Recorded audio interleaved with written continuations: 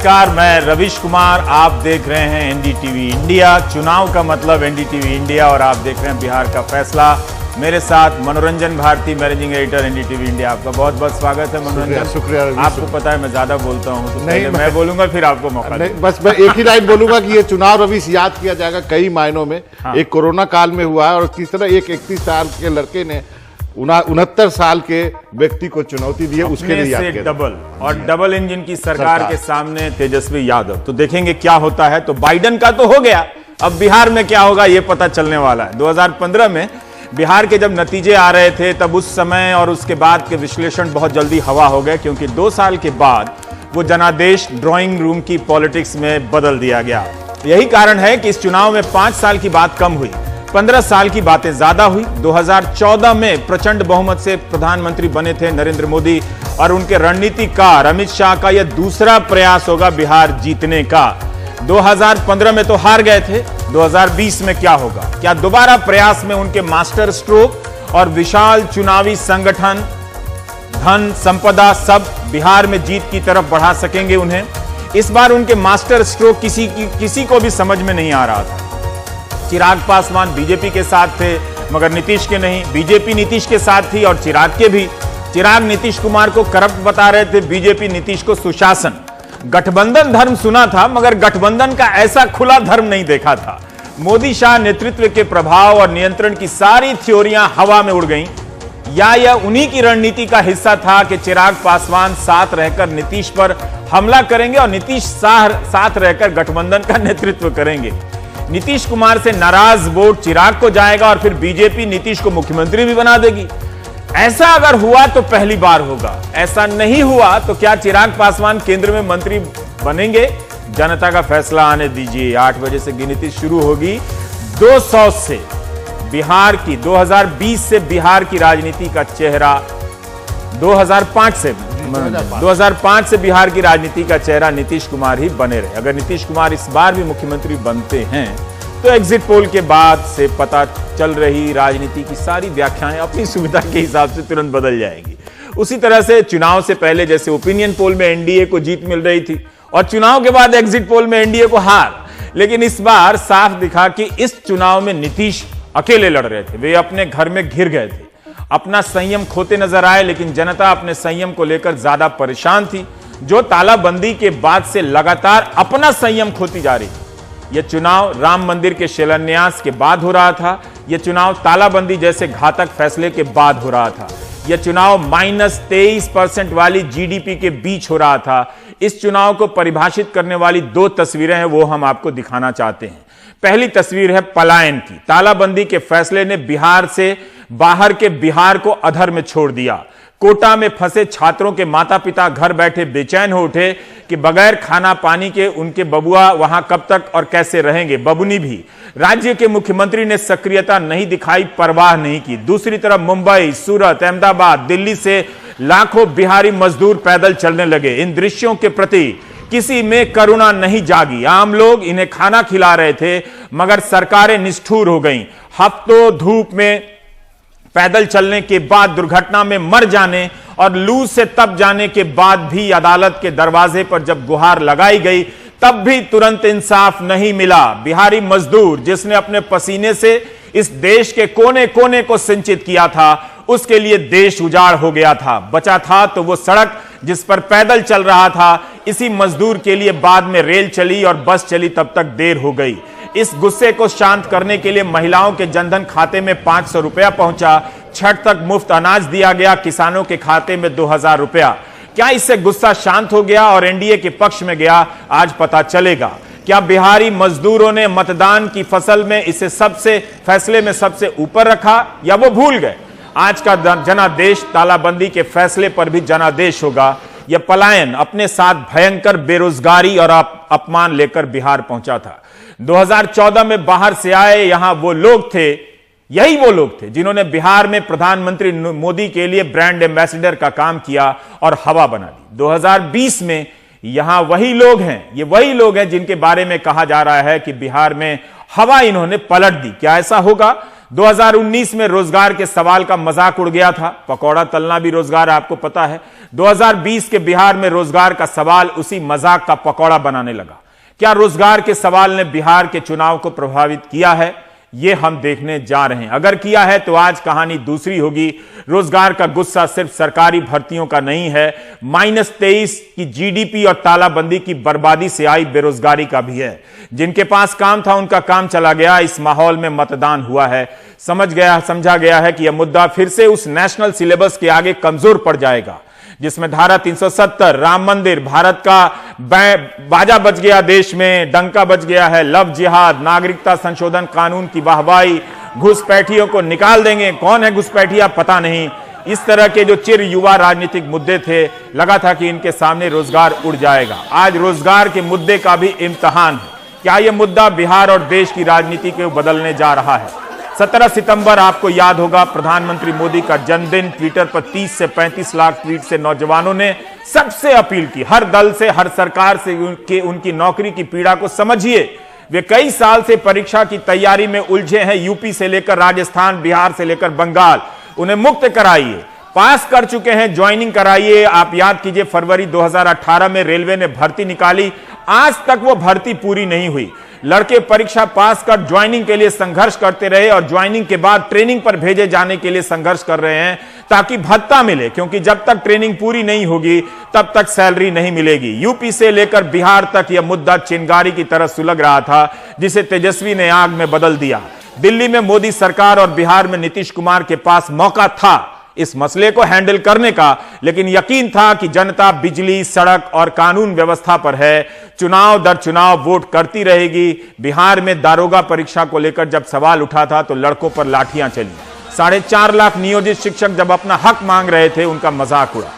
क्या पलायन, रोजगार तेजस्वी की जीत दिलाने जा रहे हैं? क्या आज के जनादेश में, बिहार में, जैसा कि मनोरंजन ने कहा कि 31 साल का एक लड़का राजनीति के सारे धुरंधरों, रणनीतिकारों, गोदी मीडिया के लश्कर को हराकर नई राजनीति का आगाज करने जा रहा है।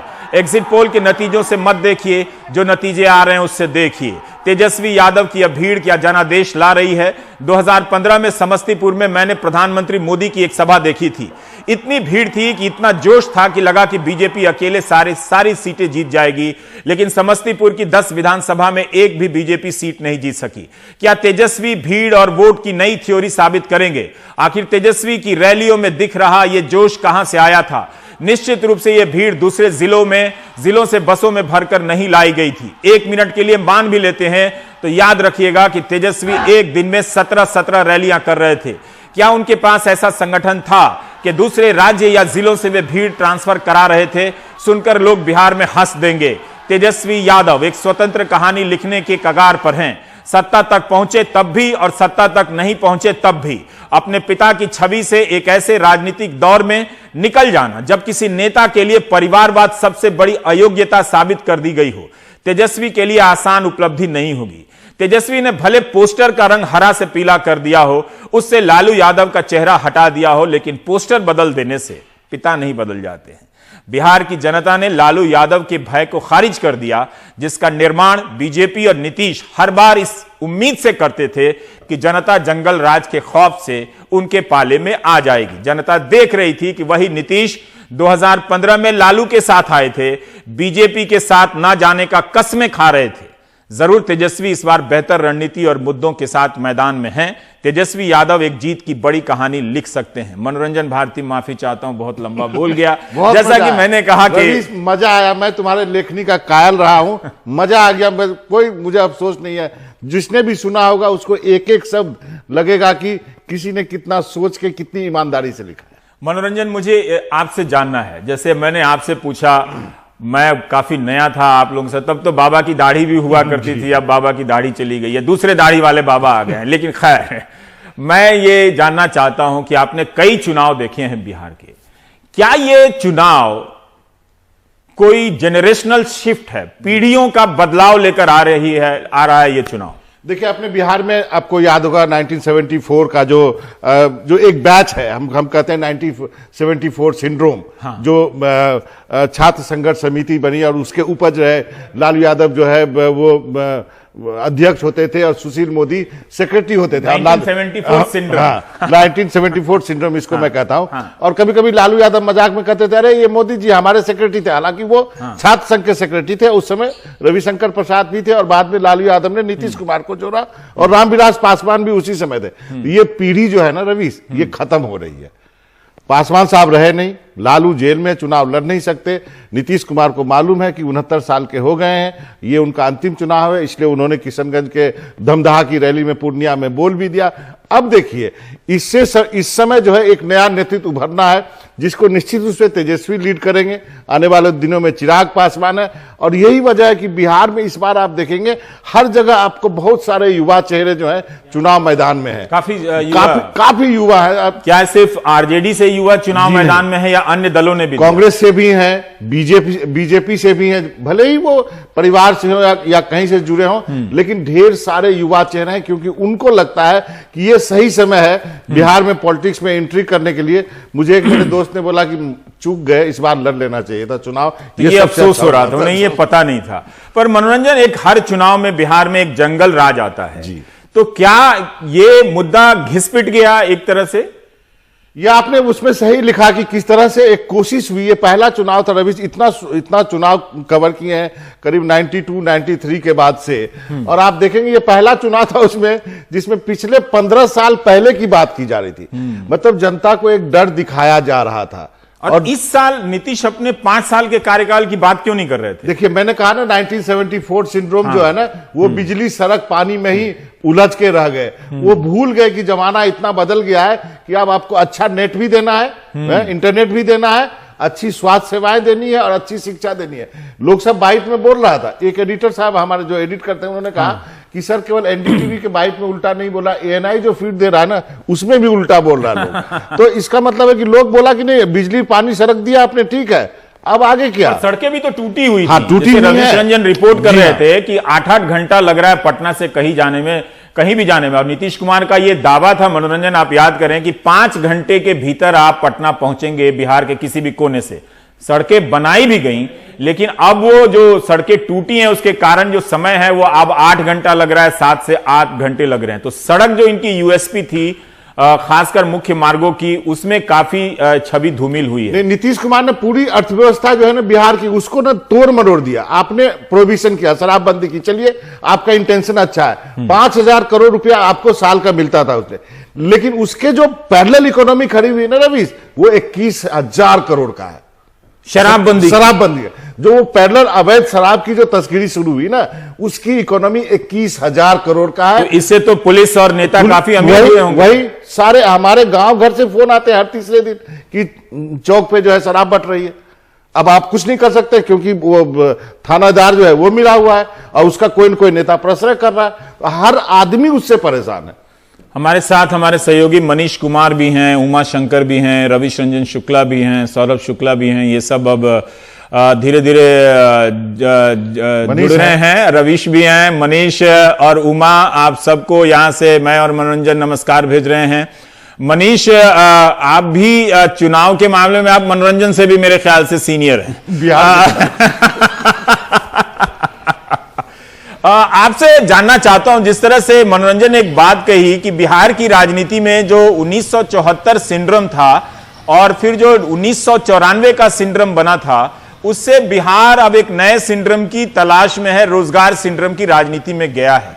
क्या आपको लगता है मनीष की रोजगार का मुद्दा सभी जातियों को पार करते हुए इस बार के बिहार चुनाव को परिभाषित कर रहा है, या फिर नेशनल सिलेबस धारा 370, जो मैं कहता हूं कि यह मुद्दा कश्मीर के लिए नहीं है, यूपी बिहार के लिए है, क्योंकि यहां इस मुद्दे को सबसे ज्यादा कम लोग जानते हैं, कभी इस पे विस्तार से बातें नहीं हुई, सिर्फ धारा 370 जानते हैं। या फिर लव जिहाद जो चुनाव के समय चैनलों पर चलाया गया, सुशांत सिंह राजपूत का चलाया गया, 3.5 महीना तक फर्जी खबरों का एक आंदोलन चला, इन सब ने रोजगार के मुद्दे को किनारे कर दिया है। मनीष, बिहार का चुनाव बड़ा ही सीधा और साफ था। बिहार में 2 चीजों के बीच में लोगों को चुनना था, राम और रोटी। और आज का जो परिणाम आएगा, रुझान आएगा, उससे आपको यही पता चलेगा कि राम रोटी पर भारी थे या रोटी राम पर भारी पड़ा।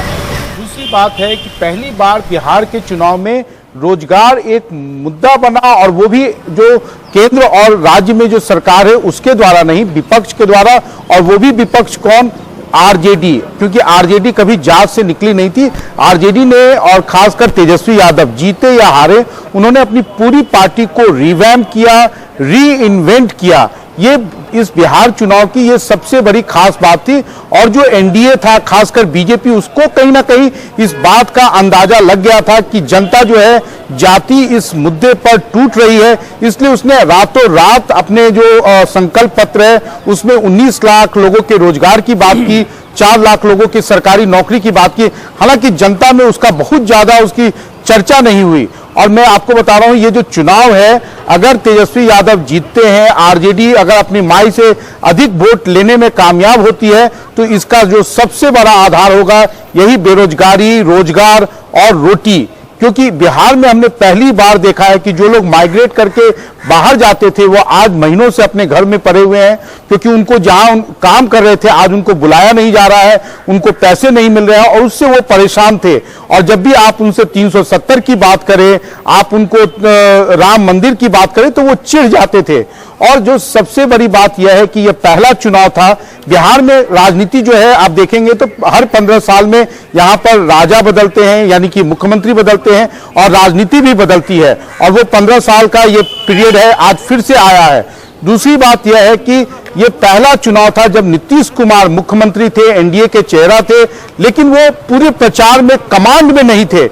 योगी आदित्यनाथ आते थे और वो आके 370 पे भाषण देके चले जाते थे, या राम मंदिर के मुद्दे पर भाषण देके चले जाते थे। अगर आप याद कीजिए, केंद्रीय गृह मंत्री अमित शाह जब सीमांचल का चुनाव होना है उसके एक दिन पहले वो कहते हैं कि सीए तो इस देश में लागू होकर रहेगा, जिसका सीधा खामियाजा जनता दल यूनाइटेड के उम्मीदवारों को सीमांचल के क्षेत्र में उठाना पड़ा। तो ये लग रहा था कि नीतीश कुमार तेजस्वी से नहीं लड़ रहे हैं, नीतीश कुमार कहीं ना कहीं एक इनविजिबल बीजेपी से लड़ रहे हैं जो उनको हराने पर तुली हुई है।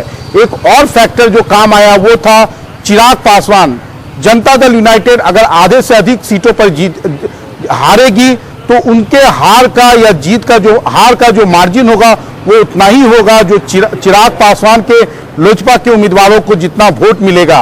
और पहली बार हमने रवीश देखा कि बीजेपी, आपने देखा होगा कि हर चुनाव में केंद्रीय एजेंसियों को यूज करती है, लेकिन इस बार जो केंद्रीय एजेंसियां, खासकर इनकम टैक्स और ईडी की जो कार्रवाई हुई वो राजद के लोगों पे नहीं हुई, जनता दल यूनाइटेड के लोगों पे हुई। और लोगों को लगा कि आखिर ये सब हो क्या रहा है, क्या नीतीश कुमार को बीजेपी फिक्स करना चाह रही है या सही में वो तेजस्वी यादव से दो दो हाथ कर रही है? रवीश जी, अजीब सा मनोरंजन इस बार रामायण का दर्शन हुआ कि खुद को हनुमान कहने वाले चिराग अपने प्रभु की सेना से लड़ रहे थे, सामने जंगल राज की सेना से नहीं लड़ रहे थे, जबकि प्रभु बता रहे थे कि हम जंगल राज से लड़ रहे हैं और प्रभु के हनुमान जो है उन्हीं के साथी से लड़ रहे हैं। तो ऐसी रामायण तो हमने नहीं देखी जो इस बार बिहार की राजनीति में देखने को मिली। और जब ये बात उन्होंने कही थी तो मेरे इंटरव्यू में ही कही थी और मैं दंग रह गया। मैंने सोचा कि मैं इससे पूछूं कि आपके दिल में तो अंबेडकर होने चाहिए या फिर रामविलास पासवान होने चाहिए, लेकिन उन्होंने कहा कि नहीं, उनके दिल में तो प्रधानमंत्री हैं। और जब उनका ये बयान आया तो बीजेपी चौंकी, और उसके बाद जो हालत जेडीयू के नेताओं को मैंने फोन किया तो उन्होंने कहा कि भाई साहब अब हमको समझ में नहीं आ रहा इस चुनाव में क्या होगा। और मनीष ने सही पॉइंट आउट किया है, बीजेपी का सारा जोर रहा कि नीतीश कुमार को कैसे गिराते हैं। अब मुझे इस चुनाव में यह देखना है रवीश कि क्या बीजेपी इस प्रयास में खुद कितना गिरी है, क्या नीतीश को नीचे। बीजेपी का हिसाब तो ये होगा ना कि हम मास्टर स्ट्रोक करेंगे, पन्ना प्रमुख लगाएंगे, संघ के लाखों लोग आ जाएंगे, ये सब स्टोरी छपी है, मैं तो पढ़ता नहीं हूं अखबार, ये सब छपी है। उन्होंने ये कैलकुलेट किया कि नीतीश के पीछे चिराग को लगा दो, 137 सीट पे उसने 134 पे उसने कैंडिडेट करीब लगा दिए, जिससे कि नीतीश को पुल डाउन किया जाएगा और हम नंबर 1 पार्टी रहेंगे। अभी तक वो 50 से तो ज्यादा सीट कभी नहीं जीत पाए, चाहे पिछले बार भी हो चाहे अभी भी हो। लेकिन अब ये देखना है मुझे कि क्या लोगों का जो गुस्सा है, उन्होंने बड़े चालाकी से सोचा कि नीतीश कुमार के पीछे हम खड़े रहेंगे, सारा गुस्सा नीतीश कुमार के ऊपर रहेगा, क्योंकि इसलिए बार बार कहते रहे कि हमारी सीटें अधिक भी आएंगी फिर भी नीतीश कुमार सीएम हो। ये भी इस बात का परीक्षण हो जाएगा कि क्या रामायण का टेक्स्ट बदला जा सकता है, क्या हनुमान राम के लिए छोड़कर राम के ही साथी से लड़ने लगेंगे। ये भी कर सकते हैं, कुछ भी किया जा सकता है राजनीति में, खुद को हनुमान बताने की राजनीति और उमा शंकर हमारे साथ है। उमा, आप मिथिलांचल के इलाके में थे, आपका हमने जो भेजा था आपने वीडियो मुझे व्हाट्सएप पे कि आप नीतीश कुमार से बात करने का प्रयास कर रहे हैं, वो आपको बात नहीं कर रहे हैं आपसे, हालांकि वो दूसरे और चैनलों से बात कर रहे थे। ये अच्छी बात है कि आपसे बात नहीं कर रहे थे, तो बधाई हो कि आपसे उन्होंने आपको बात करने के लायक नहीं समझा, इसका मतलब आप कुछ पत्रकारिता कर रहे होंगे। तो उमा, मैं ये जानना चाहता हूं कि जमीन पर क्या आपने ये होते देखा, ये जो गठबंधन का कंफ्यूजन था, क्या आपने जमीन पर होते देखा या फिर मिथिलांचल के चुनाव तक जाते जाते तीसरे चरण में ये कंफ्यूजन दूर हो गया था और जेडीयू और बीजेपी मिलकर अपने भविष्य के लिए चुनाव लड़ रहे थे? जी रवीश, मैं आपने अपने बातचीत की शुरुआत में 2015 का जिक्र किया। पहले मैं थोड़ा सा वो बताना चाहूँगा। 2015 चुनाव के जब नतीजे आ रहे थे तो मैं बीजेपी दफ्तर पे था और 9 बजे के बाद का वक्त था जब इसी तरह ईपी लगा हुआ था, ईयरफोन लगा हुआ था और जो बातचीत चल रही थी वो ये कि बीजेपी के कौन से नेता जो हैं वो सीएम की कुर्सी पे बैठेंगे। और मेरे ख्याल से शहनवाज हुसैन उस समय हमारे चैनल पे थे और वो मना कर रहे थे कि नहीं मेरा नाम आगे नहीं है, मैं तो कार्यकर्ता हूँ, जो पार्टी जिम्मेदारी देगी वो करेंगे। उसके बाद अचानक से जो रुझान है वो बदलने शुरू हुए और एकदम से हम जेडीयू दफ्तर की तरफ भागे क्योंकि एक बहुत बड़ा जो बदलाव था वो हो गया था। लेकिन उस समय की जो बात है रवीश, वो कास्ट कॉम्बिनेशन के जरिए जेडीयू और आरजेडी के जो वोट बैंक हैं वो मिले, उस वजह से वो बड़ी जीत मिली थी। इस बार जो आपका सवाल है उस पर मैं आता हूँ कि जब जमीन पे हम उतरे तो कई सारी चीजें देखने को मिली है। पहली बार ऐसा हुआ है कि जिस तरह से छत्तीसगढ़ के चुनाव को मैंने कवर किया और वहां पे जिस भी बूथ पे जाएं, जिससे भी बात करें, सब में एक रोष, एक नाराजगी होती थी रमन सिंह सरकार के प्रति। उसी तरह का नज़ारा जो है, उसी तरह का अनुभव यहाँ रहा। नतीजा क्या होने जा रहा है मुझे नहीं पता, सब अनुमान लगा रहे हैं, सर्वे अलग अलग तरह के आए हैं, लेकिन गठबंधन की जीत बता रहे हैं। लेकिन जो ग्राउंड पे जो नाराजगी थी, अब किसी महिला से पूछो तो सबसे पहले कहती थी किरासन तेल नहीं मिला, राशन नहीं मिला। हाँ, अगर योगी की सभा में मैं गया क्योटी में, वहां जो राम मंदिर का भाषण हुआ उसके बाद पाकिस्तान की बात भी उन्होंने की। जब मैंने वहां युवाओं से बात की तो उन्होंने कहा, जो कि ऑन रिकॉर्ड कैमरे पर है, उन्होंने कहा राम मंदिर तो ठीक है लेकिन रोजगार चाहिए, दरभंगा में रोजगार की भारी कमी है। तो योगी की सभा में आकर नौजवान एक भगवा पट्टा बांधे हुए और वो रोजगार की बात कर रहा है। तो ये समझिए कि रोजगार जो है, जो कि मैं कह रहा हूं कि रोजगार एक नई जाति बनकर उभरी है बिहार में। और इसके पीछे के तमाम जो बैकड्रॉप हैं वो आपने बताए, जो आपने एक लंबा इंट्रो दिया उसमें कि किस तरह से यहाँ पर चाहे वो लॉकडाउन का असर हो, चाहे वो लंबे समय से कोई औद्योगिकरण नहीं हुआ, चीनी मिल नहीं खुला, मधुबनी में कई जो लोहट चीनी मिल है या रैयाम चीनी मिल है, ये सब बंद पड़े हैं। और हर साल नेताओं की तरफ से आश्वासन दिया जाता है कि इसको खोला जाएगा। अब सरकार कहती है कि नहीं वो तो आरजेडी के टाइम में बंद हुआ था। तो आरजेडी के टाइम में बंद हुआ तो अब तेजस्वी यादव ने हमारे साथ जो हेलीकॉप्टर में उन्होंने इंटरव्यू किया उसमें बोला कि हम जो भी चीनी मिल बंद पड़ा है वो खोलेंगे। तो यानी कि जो उनके पिता के समय जो गलती हुई उसको सुधारने की वो बात कर रहे हैं। तो सबसे बड़ी बात यह है कि आज जो लड्डू दोनों तरफ बन रहे हैं, यानी दोनों हाथ में लड्डू हैं, आज जो एनडीए वाले भी लड्डू बना रहे हैं और इधर महागठबंधन वाले भी लड्डू बना रहे हैं।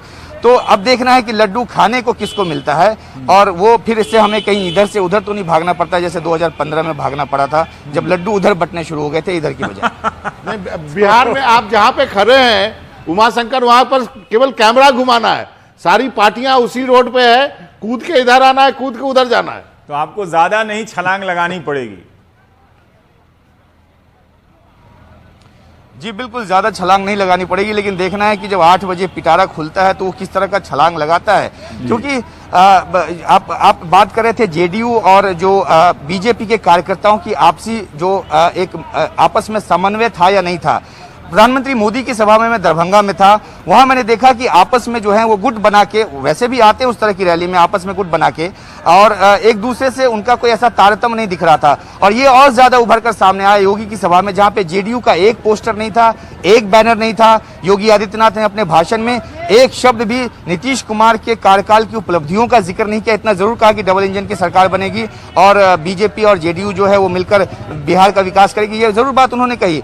लेकिन प्रधानमंत्री के तमाम जो योजनाएं हैं, जो केंद्र सरकार की जो भी योजनाएं हैं, उनका उन्होंने ब्यौरा दिया। लेकिन नीतीश कुमार के भाषण का उन्होंने, नीतीश कुमार की उपलब्धियों का उन्होंने जिक्र तक नहीं किया, जबकि नीतीश कुमार की उपलब्धियां भी रही हैं। और एक और आखिरी बात की सड़क की जहां तक बात है रवीश, हाँ, आप जहां अपनी तक बात सड़क कीजिए। की बात है तो आप स्टेट हाईवे या नेशनल हाईवे, इन दोनों से जैसे ही किसी ग्रामीण सड़क पे उतरते हैं तो सड़कें इतनी हालत खराब हो गई है कि लोगों को जब चमचमाती सड़कों पे चलने की आदत, जो कि इसी नीतीश कुमार ने लगाई है, वो श्रेय इन्हीं को जाता है। 2005 के पहले कार्यकाल के बाद जो इन्होंने सड़कों को अच्छा किया, तो अब जब लोगों को वो आदत पड़ गई है तो ये आदत वो झेलने को तैयार नहीं है। ये मजबूर जी हमारे साथ उमा शंकर सिंह का संपर्क टूटा है। रवीश रंजन शुक्ला है। क्योंकि उमा ने सड़क पर ही बात कर रहे थे और रवीश रंजन की मैं रिपोर्ट देख रहा था, फेसबुक पोस्ट देख रहा था। रवीश, आपकी स्क्रिप्ट में पढ़ रहा था तो काफी सड़कों को लेकर आप बहुत परेशान थे। क्या आप बता सकते हैं कि अपने कुछ नोट्स जो आपने सड़कों को लेकर बिहार चुनाव के दौरान देखा?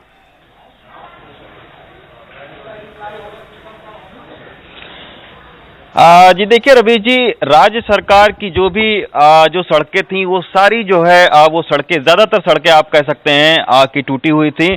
और अगर आपको 30 से 40 मिनट 30 से 40 किलोमीटर का सफर तय करना है तो आपको 1.5 घंटा 2 घंटा तक लग सकता है। तो इस तरीके की जो है वो सड़कें थी। लग ये रहा था कि 2005, 7, 8 तक तो सड़कें बनाई गई, लेकिन उसके बाद वही सड़कें जो हैं वो टूट गईं और राज्य सरकार ने उन सड़कों पर ध्यान नहीं दिया। और यही वजह रही कि स्टेट सरकार की ज्यादातर सड़कें जो हैं वो टूटी हुई थी। अगर हम बात करें तो चिराग पासवान के घर के मैं बाहर हूं। अभी ये खबर आई है कि चिराग पासवान के कुछ समर्थक जो है वो यज्ञ भी कर रहे हैं। और बिहार के चुनाव में नीतीश कुमार सरकार को हराने के बाद जो है वो चिराग पासवान फिलहाल शायद अपने घर में आराम कर रहे हैं। घर भी दिखा और ये बताया गया है कि 10 बजे के बाद वो चिराग पासवान हो सकता है कि मीडिया से मिले। वो घर भी दिखा दीजिए अगर आप दिखा सकते हैं तो। आपके कैमरामैन से अगर साथ में है कोई तो आप दिखा सकते हैं। पर ये दिलचस्प है रवीश के नोट से। मैं एक चीज रवीश से पूछना चाहता हूँ। यही जी हाँ, वो एयरपोर्ट के बगल वाला घर है ना? जी, हम पूरे स्क्रीन पर देखना चाहते हैं, जरा जी भर के तो देखें। जी बिल्कुल बिल्कुल बाबा, वही जी। रवीश, आप 1 महीना तक रहे। अजय देखिए, यही घर है चिराग पासवान का और अभी फिलहाल सन्नाट। इसी घर में आधुनिक हनुमान रहते हैं। जी। और रवीश, मैं आपसे ये जानना चाहता हूं कि आप 1 महीना वहां घूमे, मेरे घर ननिहाल होके हर जगह आए। आपके ननिहाल तो जाना ही पड़ता है। जाना ही पड़ता है। तो मैं आपसे ये जानना चाहता हूं, जो तथाकथित बिहार में सवर्ण है वो कितना इस बार वो उसकी क्या सोच रही थी? क्या वो परंपरागत रूप से वो क्या बीजेपी के साथ था या लालू के साथ था, या उनको लगता है कि नहीं नीतीश के साथ? क्या उसका फीडबैक क्या मिला आपको? क्योंकि आप उन सारे इलाकों में गए, बेगूसराय से लेके मोकामा वगैरह हर जगह गए, मतलब आप तो पटना से लेके पूर्णिया तक पहुंचे।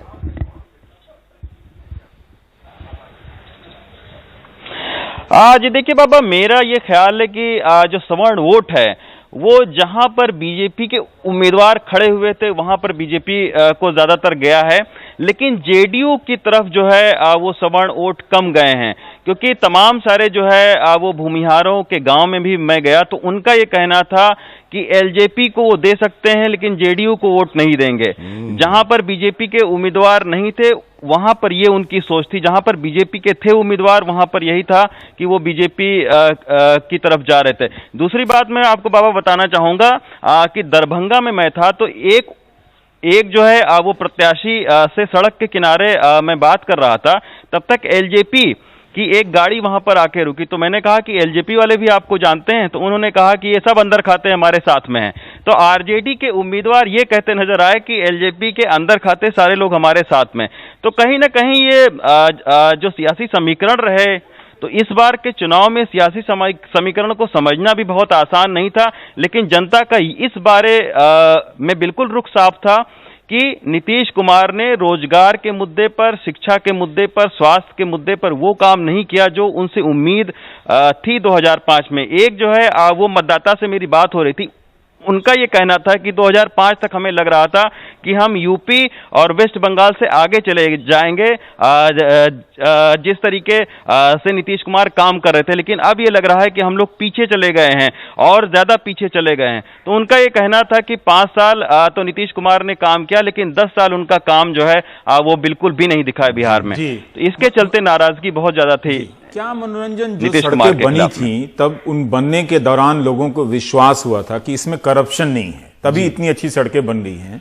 जैसा कि रवीश बता रहे हैं, उमा बता रहे हैं, आपको याद है फोरलेनवा याद है कि नहीं आपको? बिल्कुल याद, पटना से बख्तियारपुर वाला बिल्कुल शानदार है। अभी वो वही उमा कह रहे हैं कि इस हाईवे तो ठीक है, लेकिन जैसे ही आप उसको छोड़ के ग्रामीण सड़कों की तरफ उतरते हैं तो उसमें प्रधानमंत्री ग्रामीण सड़क योजना भी है, वैसे मुख्यमंत्री सड़क योजना भी है, राज्य सरकार दोनों की भागीदारी है।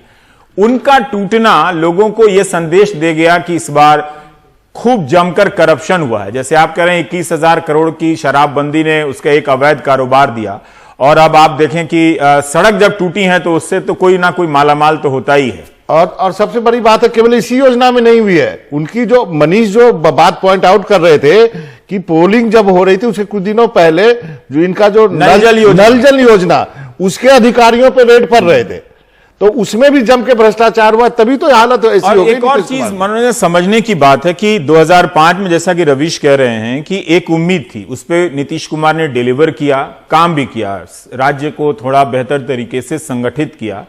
लेकिन आप देखिए कि उसके बाद क्या, अगर 15 साल बाद आकर वो नल जल की बात कर रहे हैं, जो कि बुनियादी काम, जो पार्षदों का काम है, जो कॉर्पोरेटर का काम है, या ज्यादा से ज्यादा विधायक का काम है, वो एक मुख्यमंत्री की योजना बन जाती है, जिस मुख्यमंत्री के पास बड़े स्तर पर रोजगार और एजुकेशन को लेकर सोचना था। मतलब 15 साल के शासन काल में नीतीश कुमार एक यूनिवर्सिटी बिहार की नहीं बता सकते हैं उंगली दिखाकर कि हां मैंने एक यूनिवर्सिटी, या यूनिवर्सिटी छोड़ दीजिए, एक कॉलेज को बेहतर किया।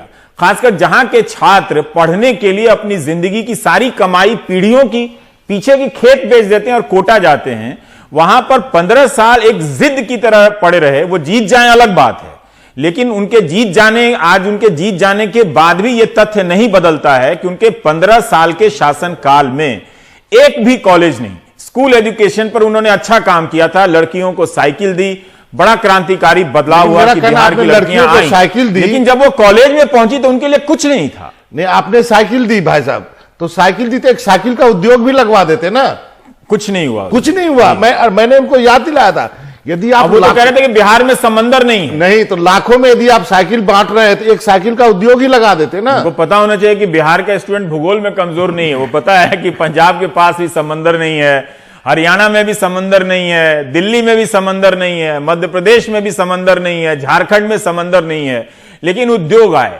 बात यह है कि 15 साल के शासन काल में अगर आप सिर्फ बुनियादी निश्चय, जो 7 निश्चय हैं, बहुत बुनियादी चीजें हैं, एजुकेशन खत्म हो गया है और आप क्रेडिट कार्ड दे रहे हैं एजुकेशन लोन का, यह पॉपुलर चीज हो सकता है, लेकिन इसकी लोकप्रियता एक समय के बाद सूख जानी है जब लोन चुकाने की बात आएगी। अभी हरियाणा में देखिए, मेडिकल कॉलेज, सरकारी मेडिकल कॉलेज के स्टूडेंट से यह कहा जा रहा है कि आप 40 लाख का बॉन्ड भरें। तो यह नीट की जो आप मनोरंजन हेडलाइन बनाते हैं कि गरीब का बच्चा इसमें डॉक्टर नीट पास हुआ है, वो गरीब का बच्चा अगर यह सुन ले कि उसे 40 लाख का बॉन्ड भरना है हरियाणा में, तो वो तो नीट की परीक्षा देने ही नहीं आएगा। तो फिर साधारण घर के लोगों का जो सपना देखते हैं, जिसको हम भारत का सपना बेचते हैं विश्व गुरु का, वो कहां जाकर डॉक्टर बनेंगे। एक छोटा सा ब्रेक लेना चाहता हूं, उसके बाद हम आकर जरा बात करेंगे तेजस्वी की। पहले हिस्से में ज्यादा बात हुई नीतीश कुमार की, होनी भी चाहिए क्योंकि 15 साल उनका शासनकाल रहा है और उनका भी पक्ष जीतने की उम्मीद में आज बैठा होगा, समीकरण बना रहा होगा। ब्रेक के बाद हम तेजस्वी की बात करें।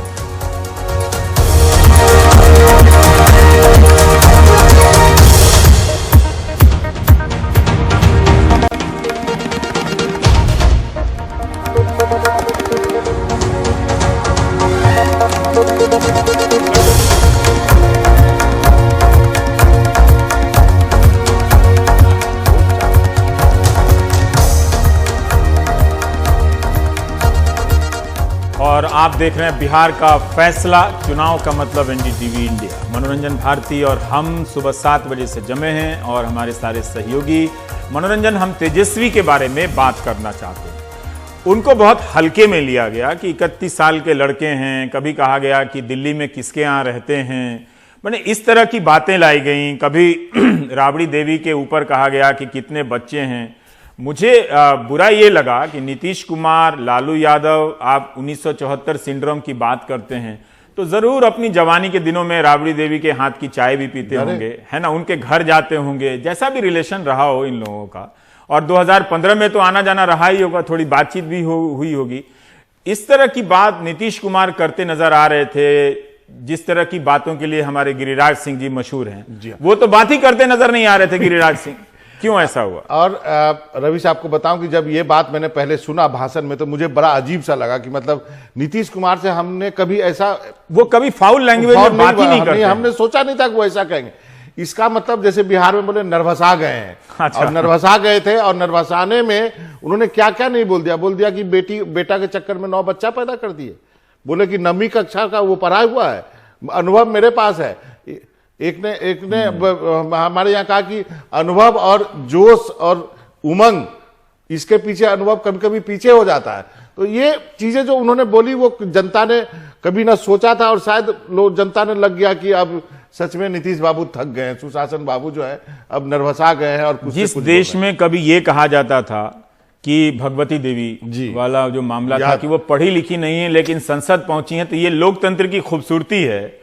उस देश में डिग्री को अहम बनाया गया, लेकिन उससे पहले 2014 में भी डिग्रियां खोजी गई, आज तक का पता नहीं वही भगवतिया देवी को लालू यादव ने टिकट दिया था। मुझे याद है मैंने संसद में इंटरव्यू किया था। ईट जो गिट्टी होता है ना, वो तोड़ने वाली महिला थी गया से। सोच लीजिए, वो भी आरजेडी से जीती थी। तो क्या चीज नजर आया तेजस्वी में? अब तेजस्वी को आपने 2014 के चुनाव में भी देखा होगा, 15 के चुनाव में भी देखा होगा। मैंने आपको बताऊं 1995 के उसमें भी देखा, जब इतना छोटा बच्चा था। वो वीडियो भी है, आप देखेंगे कहीं कहीं एनडीटीवी आर्काइव में होगा, चाहे फेसबुक ट्विटर पे कहीं पे होगा जरूर। इतना छोटा बच्चा था और एक साइकिल में आरजेडी का झंडा बांध के प्रचार कर रहा था घर में। तो लालू यादव ने मुझे बोला पूछो जरा इसे। हम बोले कि राजनीति में आओगे तो कुछ उसने बोला है, ये सब सोशल मीडिया वगैरह पे है। तो मैंने वहां से देखा। लेकिन सबसे बड़ी बात क्या है कि उस लड़के में हिम्मत देखिए। आपके पास ऐसी लिगेसी है जो आपको जंगल राज से बुलाता है। प्रधानमंत्री जाके बोलते हैं जंगल राज का युवराज है, उसको ओवरकम करना, और वो भी इस टैक्टिकल मूव से कि हम आपको रोजगार देंगे। कोई बिलीव कर सकता था क्या 2 महीने पहले तेजस्वी यादव को? लेकिन कहीं ना कहीं उनके रणनीतिकार हैं, जो मैं जानता हूं कौन है रणनीतिकार जो है, वो उन्होंने कहा कि नहीं, इसको स्टिक करो, रोजगार को स्टिक करो। उन्होंने पल्स जो है उसको जाना कि जो लोग आए हैं उनको रोजगार नहीं है, जो पहले से उनके पास भी नहीं है। आप तो क्रिकेट काफी देखते हैं, मैं तो नहीं देखता हूं। लेकिन ऐसा लगता है कि लास्ट ओवर में जैसे बैट्समैन फॉर्म में आ जाए और वो हर गेंद पे मार, तो उसका दिन था। तो ये चुनाव क्या तेजस्वी का चुनाव था? एकदम तेजस्वी का चुनाव था और निश्चित रूप से उसने फ्रंट फुट पे खेला है और इनको अच्छे से टैकल किया है और वैसे मुद्दे पे टैकल किया जो इनको लगा, सोच ही नहीं पाए वो कि हमको रोजगार के मुद्दे पे ये 31 साल का लड़का घेर लेगा और उसके बारे में कहने लगे कि ये 9वीं फेल है। हमारे साथ नवीन उपाध्याय जुड़ रहे हैं। मनोरंजन नमस्कार, स्वागत है। सुदीप भी हमारे साथ जुड़ गए हैं, जो हर चुनाव के यात्री हैं। किसी भी राज्य में चुनाव हो रहा हो, लेकिन सुदीप साहब घूमते रहते हैं, तो ये चुनावी यात्री हैं। नवीन जी, हम थोड़ा सा तेजस्वी के बारे में मनोरंजन से बात कर रहे थे। आप लोगों ने तेजस्वी में या आरजेडी में ज्यादातर नेगेटिव पॉइंट देखे होंगे। क्या खूबी किया है तेजस्वी लालू यादव की राजनीति से कितना अलग लाने में इस उम्र में सफल हुए? इस उम्र में याद रखिएगा कि लालू यादव भी सफल नेता नहीं थे। जरूर आज की तारीख में या 15 साल की तारीख में वो उन्होंने राजनीति में भले वर्चस्व बनाई, लेकिन 31 साल की उम्र में तो लालू यादव सबसे यंगेस्ट चीफ मिनिस्टर होने वाले हैं टेक्निकली, यदि किसी स्टेट का कहें तो। अगर किसी दिल्ली, हाँ नहीं, किसी स्टेट का कहें। उसके पहले जो है पांडिचेरी में 29 ईयर के एक फारूकी साहब हुए थे जो बाद में सांसद भी बने थे। हाँ। लेकिन किसी भी स्टेट का, मतलब फुल फ्लेज स्टेट का सबसे कम उम्र का चीफ मिनिस्टर। नवीन जी, हम आपसे जानना चाहते हैं कि इस चुनाव के दौरान आपने तेजस्वी को जिस तरह से ऑब्जर्व किया, चाहे प्लस पॉइंट हो चाहे माइनस पॉइंट हो, उसके बारे में जरा बताइए। मेरा मानना है कि इंडिविजुअल को यहाँ पर महत्व देना उचित नहीं होगा, क्योंकि यही तेजस्वी हैं जो 1 साल पहले जो लोकसभा का इलेक्शन हुआ बुरी तरह हार गए लोग। इस अलायंस को तेजस्वी ही लीड कर रहे थे। मेरा मानना है कि देखिए, बहुत बार आपने भी देखा होगा कि एक सिचुएशन बन जाती है जिसमें लीडर से अधिक इश्यूज इंपॉर्टेंस हो जाते हैं। जैसे दिल्ली के चुनाव में पहले हुआ था कि Arvind Kejriwal came from nowhere और इलेक्शन जीत कर गए वो। तो बिहार में एक परिस्थिति ऐसी बन गई थी और होस्ट ऑफ फैक्टर्स थे उसके लिए। आप 2-3 महीने पहले अगर देखते तो तेजस्वी फैक्टर नहीं थे बिहार के इलेक्शन के लिए, लेकिन सडनली ये होस्ट ऑफ फैक्टर आए। चिराग पासवान ने आके पूरा नैरेटिव खत्म कर दिया और ये माइग्रेंट क्राइसिस, अल्कोहल प्रोहिबिशन से लेकर एक सिमरिंग रिजेंटमेंट जो रहे, ये सारे रिजेंटमेंट और इश्यूज को तेजस्वी ने सबसे अच्छा काम किया, उसको वो इनकैप्सुलेट करके और रिप्रेजेंट कर पाए ऐसे लोगों के वॉइस को जो कि निराश थे गवर्नमेंट से। और उस रूप में मेरा मानना है कि तेजस्वी ने एक एनर्जेटिक कैंपेन चलाया और जितने बिहार के इश्यूज थे जो नीतीश कुमार के अगेंस्ट लोग थे उनको उन्होंने वॉइस दिया। उस रूप में हम मानते हैं कि उन्होंने नेचुरली लोगों की भावना को समझा और एक एनर्जेटिक कैंपेन चलाया। लेकिन मेरा मानना है कि इशू से इंडिविजुअल से अधिक, तेजस्वी से अधिक ये इशूज जो है नीतीश कुमार ने जो बिहार के लोगों के साथ जो किया, माइग्रेंट क्राइसिस से लेकर और सब इशू पर, उसको रिप्रेजेंट किए। कोई भी शायद बिहार ऐसी स्थिति में था जहां पर तेजस्वी की जगह पर अगर दूसरा भी कोई लीडर रहता तो आप वही नैरेटिव सामने देखते और वही रिजल्ट आता। जी मनोरंजन, अभी नवीन जी, इसमें जो तेजस्वी का भाषण जो बताया गया कि 10 से 12 मिनट का होता था। हाँ। और बहुत कम छोटे भाषण देने में एक राहुल गांधी हैं जो इससे भी शायद कम, लेकिन तेजस्वी ने अपना इसे यूएसपी बना लिया। जी, राहुल गांधी भी छोटे भाषण देते थे, लेकिन उसे एक कमजोरी बना लिया गया कि बहुत कम बोलते हैं। पर उसके बाद भी तेजस्वी ने एक नेता के कम बोलने की असफलता के बाद भी तेजस्वी ने कम बोलने पर दांव लगाया। और जो उनकी पहली पंक्ति है कि देखिए हम पकाऊ और थकाऊ भाषण नहीं देंगे। तो ये तेजस्वी की अपनी सफाई थी या पकाऊ और थकाऊ भाषण देने वाला कोई और था जिसकी तरफ तेजस्वी पहले ही लाइन में गेंद फेंक देते थे? जी हाँ, उसने तेजस्वी ने भाषण देने के आप जो पूरा कार्यक्रम होता है उसको चेंज कर दिया। आप 17 रैली नहीं कर सकते हैं दिन में, ह्यूमनली पॉसिबल नहीं है। तो कैसे करते थे? उसके आने तक जितने भी आरजेडी के नेता थे उस रैली में बोल चुके होते थे। तेजस्वी आए, मंच पे गया, 20 मिनट का भाषण दिया, टू द पॉइंट बात किया। 20 मिनट में आप कितना बोलेंगे? कोई वो 1 घंटे का 40 मिनट का भाषण नहीं होता था। काम की बात बोली और सीधा निकल गया। और जहां तक आपने राहुल गांधी की बात की तो उसको तो एक नैरेटिव तैयार किया गया, लेकिन तब भी राहुल गांधी भी कम बोलने वाले थे। और राहुल गांधी को भले ही उनके भाषणों को, उनके मुद्दे में भी अगर आप देखिए कि रोजगार और ये नौकरी को लेकर लगातार, अगर 17 सितंबर के आंदोलन में देखें तो प्रियंका गांधी हो या राहुल गांधी हो, मुखरता के साथ या रोज इस तरह की नौकरियों के जितने भी आंदोलन ट्विटर पर चलते हैं, ये लोग या तो ट्वीट करते हैं, बोलते हैं या सपोर्ट करते हैं। तो इसे भी एक मुद्दा बनाया है जी। और इसमें और विपक्षी दल भी, जैसे यूपी में आप देखिए तो सपा वाले भी काफी संघर्ष करते हैं इसको लेके, इस नौकरी वाले इशू को लेके। लेकिन इतना दबाव पड़ा, फिर भी भारतीय जनता पार्टी ने इस मुद्दे को गंभीरता से नहीं लिया। हो सकता है कि उसका अपना हिसाब किताब कुछ अलग लिया, लेकिन तब तक देर हो गई थी। तब तक देर हो चुकी। 19 लाख उन्होंने बोला, क्योंकि 17 सितंबर को जब राष्ट्रीय बेरोजगार दिवस मनाया गया प्रधानमंत्री के जन्मदिन पे, तब इन्होंने किसी ने गंभीरता से नहीं लिया। पीयूष गोयल के पास मौका था। मैं हैरान था कि बिहार के जिले में, अभी आप बेतियां चले जाइए, नवीन जी जानते होंगे, इस वक्त जब हम बात कर रहे हैं आपको हजारों की संख्या में लड़के वहां के कॉलेज के कैंपस में सर्दी में बैठकर तैयारी कर रहे हैं और रेलवे की परीक्षा की तैयारी कर रहे हैं। आरा चले जाइए, वहां जैन कॉलेज आरा में आपको सैकड़ों लड़के ग्रुप बनाकर पढ़ते नजर आएंगे। लेकिन तब भी उन्होंने असिस्टेंट लोको पायलट की जो नौकरी है उसको लास्ट तक नहीं पहुंचा। अभी तक वो ज्वाइनिंग के लिए कर रहे हैं। तो ये एक एरोगेंस भी था कि हम मंत्री हैं, हम आप हमसे नौकरी मांगेंगे तो हम 370 दे देंगे और एक मीम दिखा देंगे कि देखो नेहरू मुसलमान थे तो अब आप हमको वोट देंगे ही देंगे, हम नौकरी नहीं देंगे। भले आपकी फीस जो है वो 40 लाख कर देंगे, लेकिन हम आपको बदले में मीम सप्लाई कर देंगे कि नेहरू मुसलमान थे, आईटी सेल से चलेगा, आप इसी में जीते रहिए, इसी से खाते रहिए। सुदीप, आप हमारे साथ हैं, आप बिहार घूम रहे थे, क्या पीढ़ीगत बदलाव आपको दिख रहा था? पुराने मतदाताओं में, नई उम्र के मतदाताओं में आपको कुछ बदलाव दिखा? क्योंकि 15 साल नीतीश कुमार ने एक समीकरण बनाया, एक विश्वास बनाया, उस पर उन्होंने शासन किया है।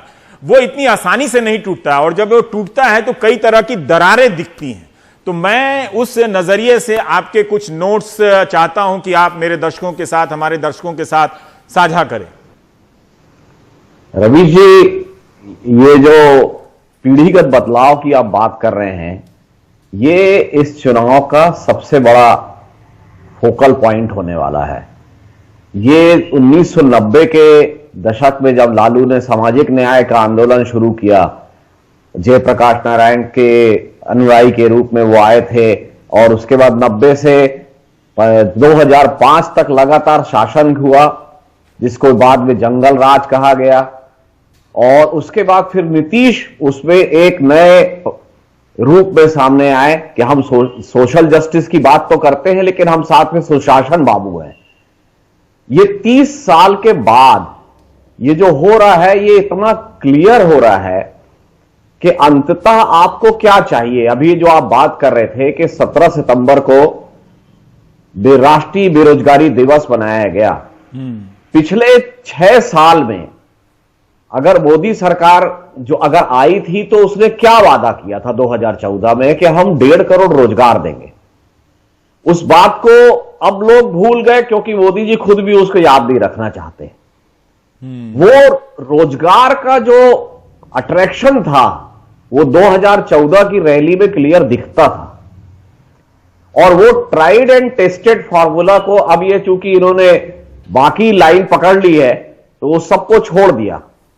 तो इस बार के चुनाव में मैंने ये महसूस किया कि एमवाई अगर है वहां तक तो ठीक है, एमवाई के इतर भी जो ईबीसीज जातियां हैं और यहां तक कि जो अपर कास्ट जातियां हैं, उसमें भी लोग ये कहते हुए मुझे मिले कि 10 लाख रोजगार निकलेगा तो सवर्ण जाति के लिए भी तो 1-8 लाख निकलेगा। सही पकड़ा सुदीप जी। अगर 10 लाख रोजगार निकलने वाला है तो 1 लाख सवर्ण के लिए निकलेगा, तो उसमें हम ही लोग तो जाएंगे। और ये जो पूरा का पूरा चीज है, माने मुझे तो 2-3 मैं आपको एक किस्सा बताता हूं। पटना से वोटिंग के दिन में जब चलना शुरू किया मसौढ़ी के तरफ, तो वहां पर पहले ही गांव में वो रेल लाइन के किनारे किनारे गया, पटना लाइन पर पहले ही गांव में एक बुजुर्ग नहीं कहना चाहिए, अधेड़ उम्र का पेरेंट, जब वो खुल गया बातचीत करते करते और उसने ये समझ लिया कि मैं भी बाबू साहब श्रीवास्तव हूं, तो मतलब उसके साथ मैं खुल के बात कर सकता हूं, तो वो बताने लगा कि हमको चिंता है इस बार लड़कों की। ठोक पीट के हम समझा रहे हैं कि हमको किधर चलना है, लेकिन पूरे ससुरे बात नहीं मान रहे हैं। तो ये जो शिफ्ट है कि एक उम्र की पीढ़ी जब निकल जाती है, जिसको कि आप वो पुरानी दवा पिलाना चाहते हैं, मैंने क्लियर अपने एक पीस में लिखा है कि 35 से जो नीचे का युवा है, जिसकी तादाद करीब 40% है, उसने तो मुख्यमंत्री के रूप में नीतीश को ही देखा है। उसको तो याद ही नहीं है कि लालू और रबड़ी का राज क्या था, और उसको आप याद दिलाना चाहते हैं कि कभी जंगल राज था और कभी शहाबुद्दीन थे और कभी कुछ हुआ था। तो उसका कहना है कि पहले रोजगार की बात करिए। रोजगार कहां है, क्योंकि हमको 6 साल से रोजगार का चक्कर चला रहे हो आप। तो ये जो एज का जो डिफरेंस है, ये कुछ सर्वे में भी इसको पकड़ा गया है। मैंने तो करीब 15 दिन पहले फेज की वोटिंग के बाद ये बात लिख दी थी कि ये एज का जो डिफरेंस है, मतलब आज जो तेजस्वी के बारे में जैसे इसके मेरे पहले के वक्ता कह रहे थे कि अगर कोई और भी होते तो शायद वो जीतने की लाइन पे आ गए होते। जी, नवीन जी हैं हमारे साथ। जी सुदीप, हम थोड़ा मनोज झा की एक प्रतिक्रिया आई है, प्रातः प्रतिक्रिया। अच्छा, वो चली गई, अभी वो आती है तो फिर बात करते हैं। मैं 8 बजे जब वोटों की गिनती शुरू हो जाएगी, उसके पहले मैं महिला वोटर की बात करना चाहता हूं। आप दोनों से भी, नवीन जी और सुदीप जी, आप दोनों बने रहिए, मैं थोड़ा सा पढ़ना चाहता हूं, फिर वही बात है। क्या करें, लंबा बोलने की नहीं, आप जरूर पढ़िए, क्योंकि नीतीश बाबू की जो है ना बहुत सारी उम्मीदें। मैं ट्विटर वाला नहीं हूं कि 2 लाइन लिख। नहीं, आप इसको पढ़िए और बताइए कि नीतीश कुमार की बहुत सारी उम्मीदें हैं जी, और जेडीयू का कहना कि ये हमारा सबसे साइलेंट वोटर है। मैं उसी साइलेंट वोटर की बात करने जा रहा हूं। तो महिला वोटर का कम होना एनडीए के लिए चिंता का कारण हो सकता है। उसका नहीं निकलना घरों से एक तरह का ऐसा भी जनादेश है जो नीतीश के खिलाफ गया है माना जा सकता है और तेजस्वी को नहीं मिला, लेकिन अगर वो महिला मतदाताएं जितनी निकली हैं और वो तेजस्वी के साथ गई हैं तो बिहार की राजनीति किस तरह से बदलेगी और जो सुनामी आएगी वो कहां जाकर रुकेगी कोई बता नहीं सकता। बिहार के चुनाव में महिलाएं ज्यादा वोट करती रही हैं नीतीश के आगमन के बाद से ही, 2005 से ही। इस बार पुरुषों ने 6% ज्यादा वोट किया। पहले चरण में भी महिलाएं थोड़ी कम हो गई थी, लेकिन बाद में महिलाओं का ज्यादा हुआ। तो मतलब यह हुआ कि एग्जिट पोल में जो ये डेटा दिखाया जा रहा है, भले परसेंट टर्म में महिलाओं का वोट ज्यादा है, लेकिन एक्चुअल नंबर के हिसाब से संख्या पुरुष से ज्यादा थी। ऐसे में अधिक पुरुष वोट का होना महागठबंधन को फायदा दे सकता है। आप देखिए कि ये जो पुरुषों की तुलना में महिलाओं की वोटिंग है वो ज्यादा है, और लेकिन आप क्या ऐसा हुआ कि एग्जिट पोल के अनुसार भले महिलाएं कम निकली हैं, लेकिन तीनों चरण को अगर आप मिला दें तो 243 सीटों पर पुरुषों का मतदान 54.68% हुआ और महिलाओं का 59.69%। यानी इस चुनाव में भी महिलाओं ने ज्यादा वोटिंग की। पहले चरण में महिला का वोटिंग महिलाओं की कम हुई थी। क्या इसका लाभ एनडीए को मिल रहा है जो मनोरंजन ने उठाया? यह 3 बातों पर निर्भर करेगा। शराबबंदी के असर को महिलाओं ने इतने साल बाद किस तरह से देखा है, क्या वाकई उनकी आंखों के सामने दिखा कि शराबबंदी नाम की है बंद हो गई है, या फिर चारों तरफ खुलेआम शराब बिक रही है, जैसा कि मनोरंजन ने कहा 21,000 करोड़ का अवैध कारोबार बताया जा रहा है। क्या वाकई आम गरीब लोग शराबबंदी के कारण उन्हें दिखा कि शराब बिक नहीं रही है? क्या उनको नजर ये बात आ रही थी? नीतीश के कार्यकाल में दूसरी बात यह है कि लड़कियों को साइकिल दी गई। 10वीं पास की पढ़ाई में बिहार का माहौल बदल गया, लेकिन जब वे लड़कियां कॉलेजों में गई तो उन्होंने क्या देखा होगा? क्या वहां कोई सरकार नजर आई? क्या उन्हें कोई टीचर नजर आया? क्या उनके नए सपनों के लिए बिहार तैयार था, जिसे नीतीश ने ही 10वीं में साइकिल चलाते हुए दिखा दिया था? तीसरा जो सबसे अहम है, आना चाहता हूं जीविका दीदी पर। बिहार में महिलाओं का 10 लाख स्वयं सहायता ग्रुप है, 10 लाख, और हर ग्रुप में 10 से 15 महिलाएं हैं जिनकी एक नेता होती है जो जीविका दीदी कहलाती है। नीतीश कुमार की सभी सरकारी सभाओं में ये सबसे आगे बिठाई जाती हैं। गांव में इन्हें सीएम दीदी भी कहते हैं। आपस में पैसे ये लोग जमा करती हैं और एक दूसरे की मदद करती हैं, कभी फीस भरने में, कभी दवा खरीदने में, और फिर जब ये 3 महीने के बाद आप इनका लोन थोड़ा और बड़ा हो जाता है, पैसा जब कमेटी की तरह जैसे शहरों में चलती है कमेटियां, तो वो ये लोग क्या करती हैं, बकरी पालन करती हैं, मुर्गा पालन करती हैं, इस तरह के छोटे छोटे कारोबार करती हैं, और 6 महीने के बाद सरकार इन्हें बैंक से लोन दिलाने लगती है ताकि स्वरोजगार करें। तो जीविका से कम 1.5 करोड़ से अधिक महिलाएं और उनका परिवार जुड़ा है। अगर जीविका दीदी का ग्रुप और परिवार नीतीश के साथ गया तो नीतीश मजबूत नजर आएंगे, लेकिन यह ग्रुप बंट गया तो नीतीश मजबूत नजर नहीं आएंगे। तेजस्वी ने जीविका दीदी का मानदेय बढ़ाने का वादा किया है। जीविका दीदी का परिवार तालाबंदी के बाद बर्बाद हुआ। कारोबार और बच्चों की बेरोजगारी भी देख रहा था उनका परिवार। वही इनका परिवार है जो दूसरे राज्यों से पलायन कर पैदल चलकर बिहार पहुंचा था। तो क्या जीविका दीदी इस बार अपने पति को देखकर, अपने बच्चों के भविष्य को देखकर वोट करेंगी, या नीतीश के साथ उनका विश्वास बना रहेगा? ये हमें देखने की जरूरत है। मनोरंजन, आप जो कह रहे थे कि यही वो महिला वोट है जिस पर नीतीश का ज्यादा भरोसा है कि ये सारे सर्वे गलत हो जाएंगे और वो फिर से शपथ लेने की तरफ निकल जाएंगे। लेकिन इन महिलाओं से जो लोगों ने बातचीत की, जो सबसे पहली बात लोगों ने कहा कि शराबबंदी है, ये महिलाएं तो देखिएगा खुल के निकलेंगी, और बाकी चीजें आपने बताई कि वो जीविका दीदी वाली बात। लेकिन अब जो शराबबंदी का जो एक खुला रहस्य है, औरतें बोलती थी पहले तो बाहर पी के आता था, अब तो घर में ही पी रहा, अब तो पहले बाहर मिलता था, अब तो घर में ही दे के जा रहा। ये जो रवीश ने अपनी रिपोर्ट की थी कि 2 लाख से अधिक लोगों पर केस हो गए हैं इसकी वजह से। जेल में बंद है। जेल में ऐसा कानून है कि यदि कोई आप खाली बोतल आपके घर में फेंक दे तो आपका पूरा परिवार डिफेंड करेगा, आप अंदर रहें। मैं आपको एक किस्सा बताता हूं। रोहित डे की एक किताब है। मुंबई में जब सरकार बनती है, भारत आजाद होता है, तो शराबबंदी लागू होती है। उस वक्त मुंबई में 1,45,000 लोग जेल गए थे और वो मुकदमा शुरू होता है। बहुत ही दिलचस्प किस्सा है कि एक पत्रकार, पारसी पत्रकार कहता है, नवीन जी मतलब आप पत्रकारों के लिए नहीं है, मतलब मुंबई की घटना बता रहा हूं, 1947-1950 का ये भारत है। वो कहते हैं कि जब आपने लाइसेंस से विदेशी पर्यटकों को और सेना के लोगों को पीने की छूट दी है तो मैं सांस्कृतिक रूप से पीता रहा हूं, मुझे ये छूट मिलनी चाहिए। और वो मुकदमा चलता है, उस मुकदमे को सुनने के लिए बड़े बड़े वकील थे। आज के सोली सोराब जी भी जाते थे, अखबारों का लोग इंतजार करते थे कि शराबबंदी को लेकर क्या फैसला होता है, और वो पत्रकार नवीन जी जीत जाता है अपने पीने के अधिकार को लेकर। और वो पहला केस था जिसके खिलाफ सरदार पटेल ने कहा था कि इसे सुप्रीम कोर्ट में चुनौती दी जाए। तो गवर्नमेंट ऑफ इंडिया उन पहले केस में से एक होगी। हम पत्रकारिता में पहला केस कहने से बचना चाहिए, लेकिन उन चंद पहले केस में से एक थी जब गवर्नमेंट ऑफ इंडिया लिटिगेंट बन जाती है और उस केस को सुप्रीम कोर्ट में चुनौती दी जाती है। और नीतीश कुमार को कम से कम उससे सबक लेने की जरूरत थी कि 2 लाख लोग आज के भारत में गरीब नागरिक जेल में अगर हैं तो उनका परिवार कितना बर्बाद हुआ होगा। और इतिहास से भी सबक लेनी चाहिए कि इतिहास गवाह की प्रोहिबिशन जो है कहीं भी सक्सेस हुआ नहीं है। पहले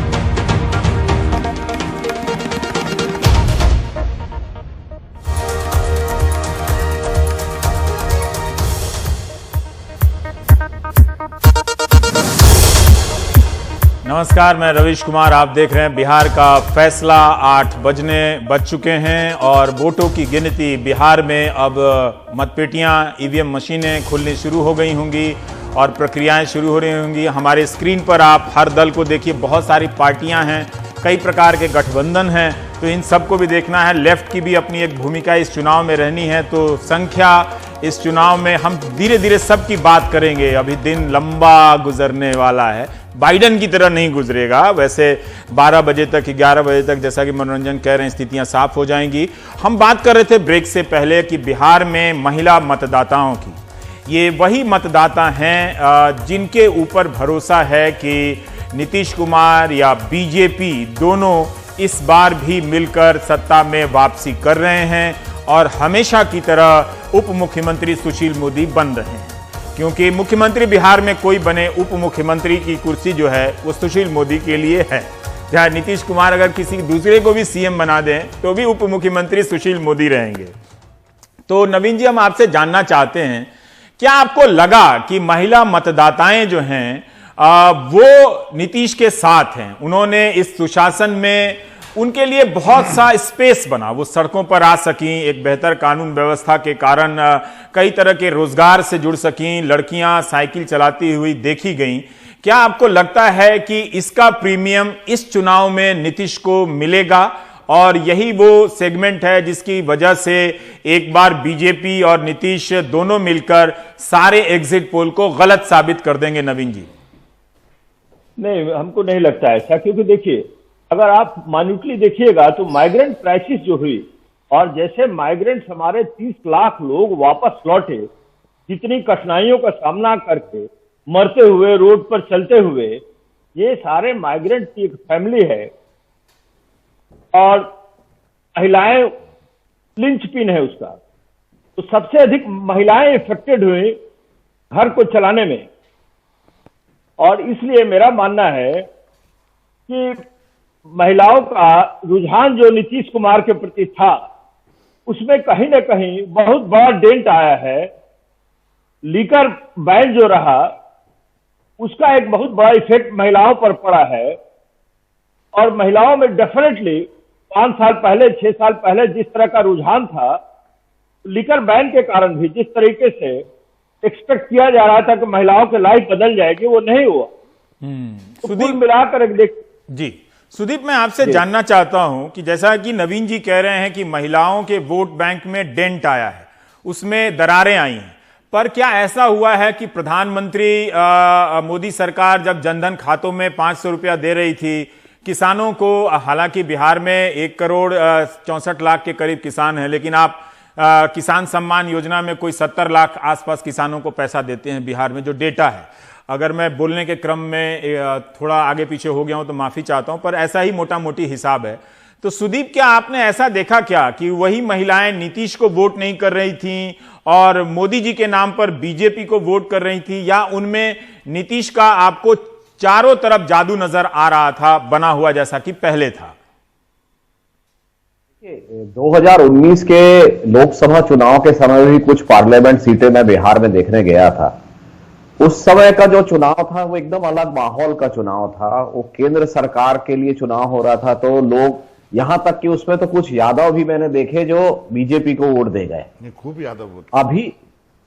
अभी जो चुनाव हो रहा था, इसमें महिलाओं से जब मैंने बात की, पहली लीड ही महागठबंधन की है। अच्छा जी जी। महिलाओं से जब मैंने बात की तो एक जो चीज जो कहीं रिपोर्ट नहीं हो रही है, छूटते हुए महिला बोली कि 80 रुपए का प्याज खरीद रहे हैं, 50 रुपए का आलू है, क्या करेंगे आप बताइए।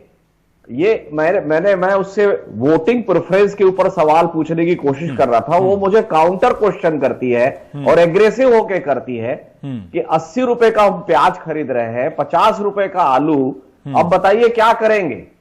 और उसके बाद जो चर्चा उस महिला ग्रुप से हुई या उसके बाद और किसी दूसरी सीट पर हुई, तो कहीं ना कहीं ये जो घर चलाने में महिलाओं को तकलीफ जा रही है, जो अभी नवीन जी ने कही थी बात, ये बात को मैं टैली करता हूं कि हाँ, उनको ये बात पिंच कर रही है कि इस साल चाहे वो माइग्रेशन के कारण है, चाहे रोजगार खत्म होने के कारण है या जिस भी कारण है, तो ये जो बाकी जो नीतीश बाबू के सुशासन के जो उनके बेनिफिट थे, उनको ये समस्या ओवरलैप कर रही है।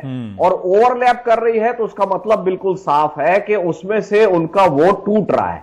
वो वोट पहले जैसा एक तरफा नहीं जाएगा और नहीं जा रहा है, इसलिए ये परिणाम इतना बड़े उसमें कई कुछ सर्वे में तो 180 सीट तक दिखा रहा है। मैं अभी भी सेफली खेलता हूं, मैं ये कह रहा हूं कि 140 क्रॉस हो जाएगा, लेकिन अगर 180 भी गया तो मतलब महिलाओं का वोट भी बुरी तरह टूट गया।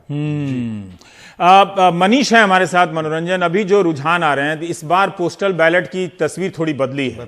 अक्सर पहले ही हमेशा की तरह पोस्टल बैलेट गिने जाते हैं, लेकिन उनमें सिर्फ सरकारी कर्मचारी होते थे। तो वो भी पता चल जाएगा कि सरकारी कर्मचारियों का रुझान किस तरफ होगा, क्योंकि ये ध्यान में रखिएगा कि तालाबंदी के दौरान बिहार में एक नोटिफिकेशन जैसा कुछ आया था कि 50 साल से उम्र के सरकारी कर्मचारियों की अब विदाई की जाएगी, बाद में उसे वापस लेना पड़ा था, और अब 80 साल से ऊपर के भी लोग हैं। मनोरंजन, पर मनीष, अभी हम महिला मतदाताओं की बात कर रहे हैं कि जिस पर नीतीश को ज्यादा भरोसा है। यहां पर नवीन जी, मनोरंजन, सुदीप, ये तीनों कह रहे हैं कि महिला वोटर में महंगाई के कारण और पलायन के कारण, कमाई कम होने के कारण डेंट आया है। अभी जो रुझान आ रहे हैं मनोरंजन, उसमें महागठबंधन 2 सीटों पर आगे है, पर ये मैं बताने के लिए बता रहा हूं कि लगातार बदलते रहेंगे। पर मेरा सवाल आपसे मनीष, महिला मतदाताओं में नीतीश के आधार को लेकर है कि वो बना हुआ है या बंट गया है? देखिए, पहले मैं आपको बता दूं कि रुझानों के बारे में अभी थोड़ा ज्यादा ध्यान आप मत लगाइए, क्योंकि ये पोस्टल बैलेट का है और इस बार बिहार में जो आपको रुझान मिलेंगे वो काफी धीमी गति से मिलेंगे, क्योंकि इस बार मतदान केंद्रों की संख्या बढ़ाई गई है। तो 10 बजे के पहले आपको 243, 10 या 10:30 बजे के पहले आपको 243 जो विधानसभा क्षेत्र हैं उनके असल में जो ईवीएम की जो काउंटिंग शुरू होगी उसके रुझान नहीं मिलेंगे। अब आइए, आपका जो मूल सवाल था महिला मतदाताओं की। महिला मतदाता बिहार में शराबबंदी के महान विफलता के बाद टूट चुकी है और उसमें जो सबसे बड़ा आग में घी डालने का काम किया है। पहले भी यहाँ से माइग्रेशन होता था, लोग पलायन करते थे, लेकिन वही महिलाएं जो है नीतीश कुमार के पक्ष में वोट करती थी। लेकिन अब उन्हीं महिलाओं का दर्द ये है कि उनके जो पति हैं, उनके घर के जो बच्चे जो बाहर काम करते थे, पिछले 5 महीनों से 6 महीनों से वो घर पे आके बैठे हुए हैं, आय का कोई साधन नहीं है। और साथ ही साथ जो सबसे बड़ा आग में घी डाल रहा है कि केंद्र सरकार के द्वारा, राज्य सरकार के द्वारा भाषणबाजी होता है कि प्रधानमंत्री गरीब कल्याण रोजगार योजना चल रही है। हमने कुछ जिलों में दौरा किया, वहां पर लोगों से पूछा रवीश कि क्या आपको काम मिला है, उनका कहना था कि नहीं, हमें कोई काम नहीं मिला है।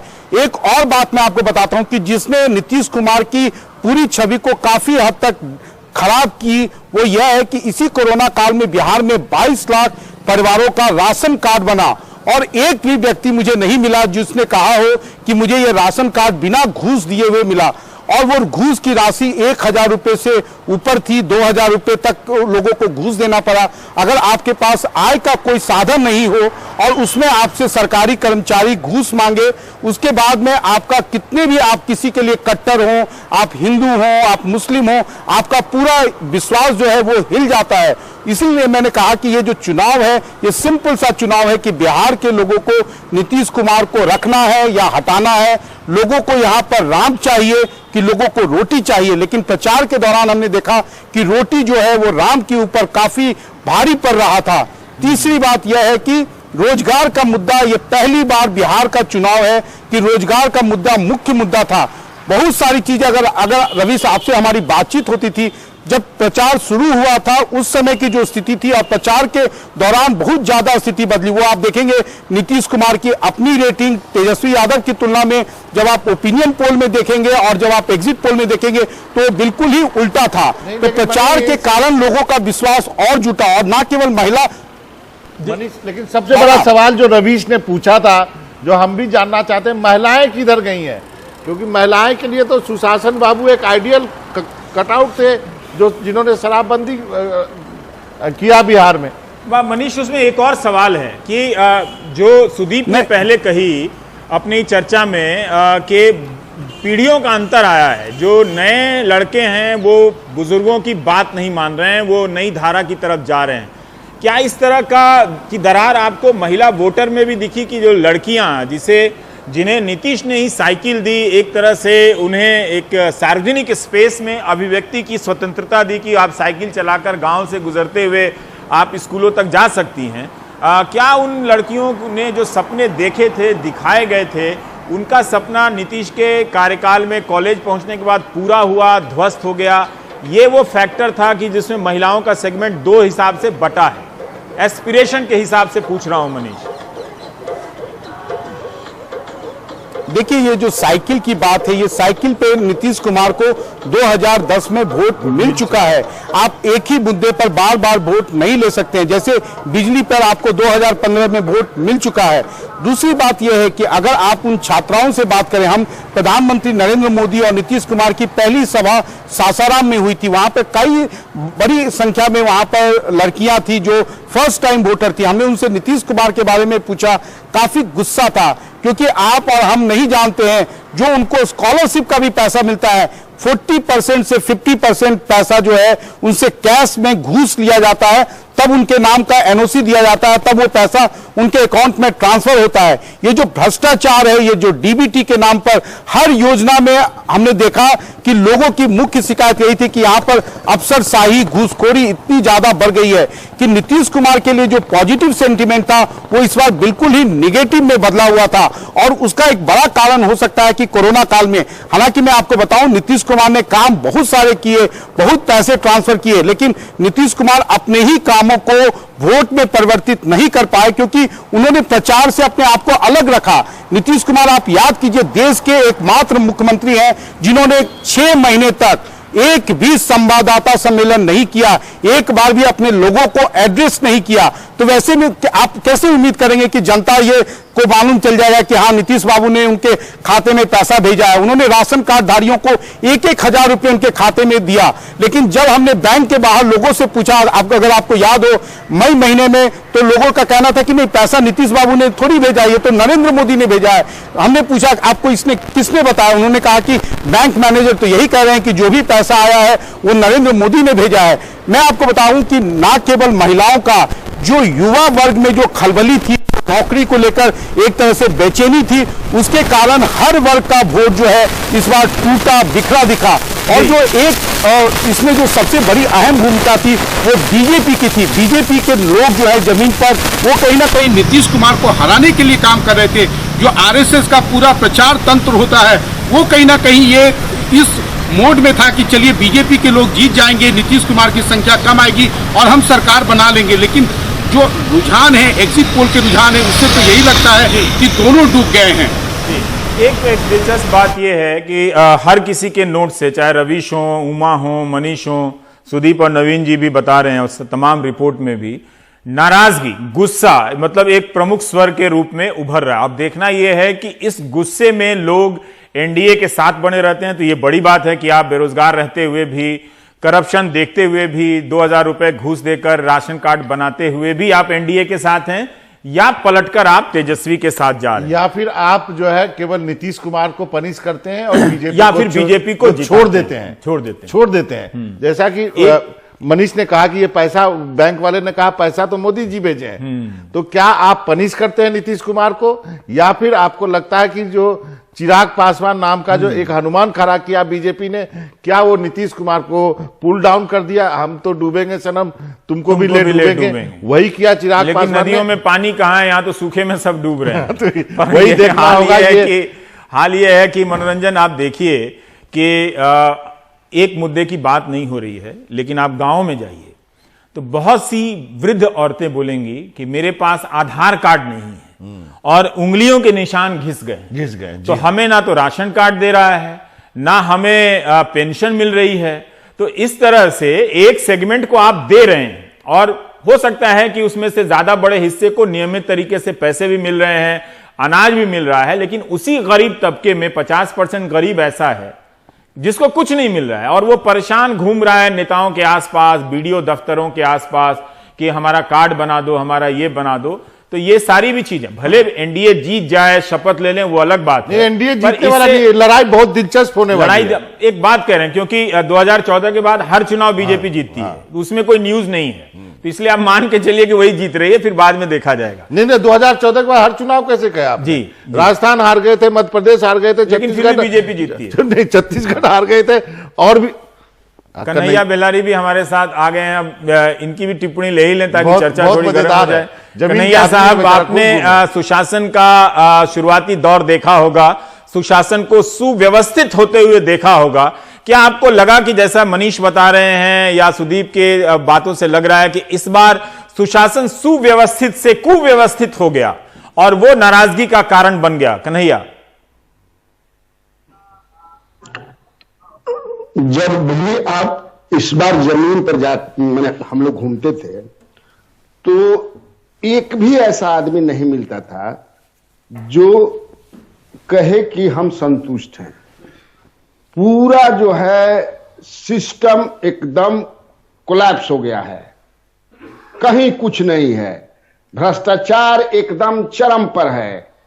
आपको जो कुछ भी काम कराना है, ब्लॉक में कराना हो, पंचायत में कराना हो, आपको बिना पैसा दिए नहीं होगा। जो नवीन बता रहे थे दारू का, आप किसी भी गांव में चले जाइए, मतलब इतनी स्थिति खराब है दारू के मामला में कि सब महुआ से लेकर के सारा बनाने लगे हैं, अपने चुआने लगे हैं। ये तो बात हुई, लेकिन और सबसे बड़ी बात यह है कि आप जब कहते हैं कि ऐसा प्रचार कर रहे थे लोग कि कोई हुड़ार आ रहा है, तेजस्वी हुड़ार है, लालू यादव का जो है हुड़ार आ रहा है, तो इसको लोगों ने पसंद नहीं किया। उसको भय दिखा करके आप कितना चलिएगा? नहीं चलेगा काम। नहीं से आपको बताना पड़ेगा कि आपने क्या किया, क्या करेंगे। और तेजस्वी का जो प्रचार होता था, हम क्या करेंगे, नीतीश जी ने क्या किया, वो कहीं कुछ नहीं। और ये टुकड़े टुकड़े गैंग है, भारत माता की जय नहीं बोलते हैं, दिस करते हैं, दैट करते हैं। अरे भाई, गांव में दारू बिकने लगा, पूरा नली गली कोड़ दिया, चलने के लिए ना उसका नली गली नल जल योजना है, क्या है, पूरा गली को तोड़ दिया, बना नहीं रहा है।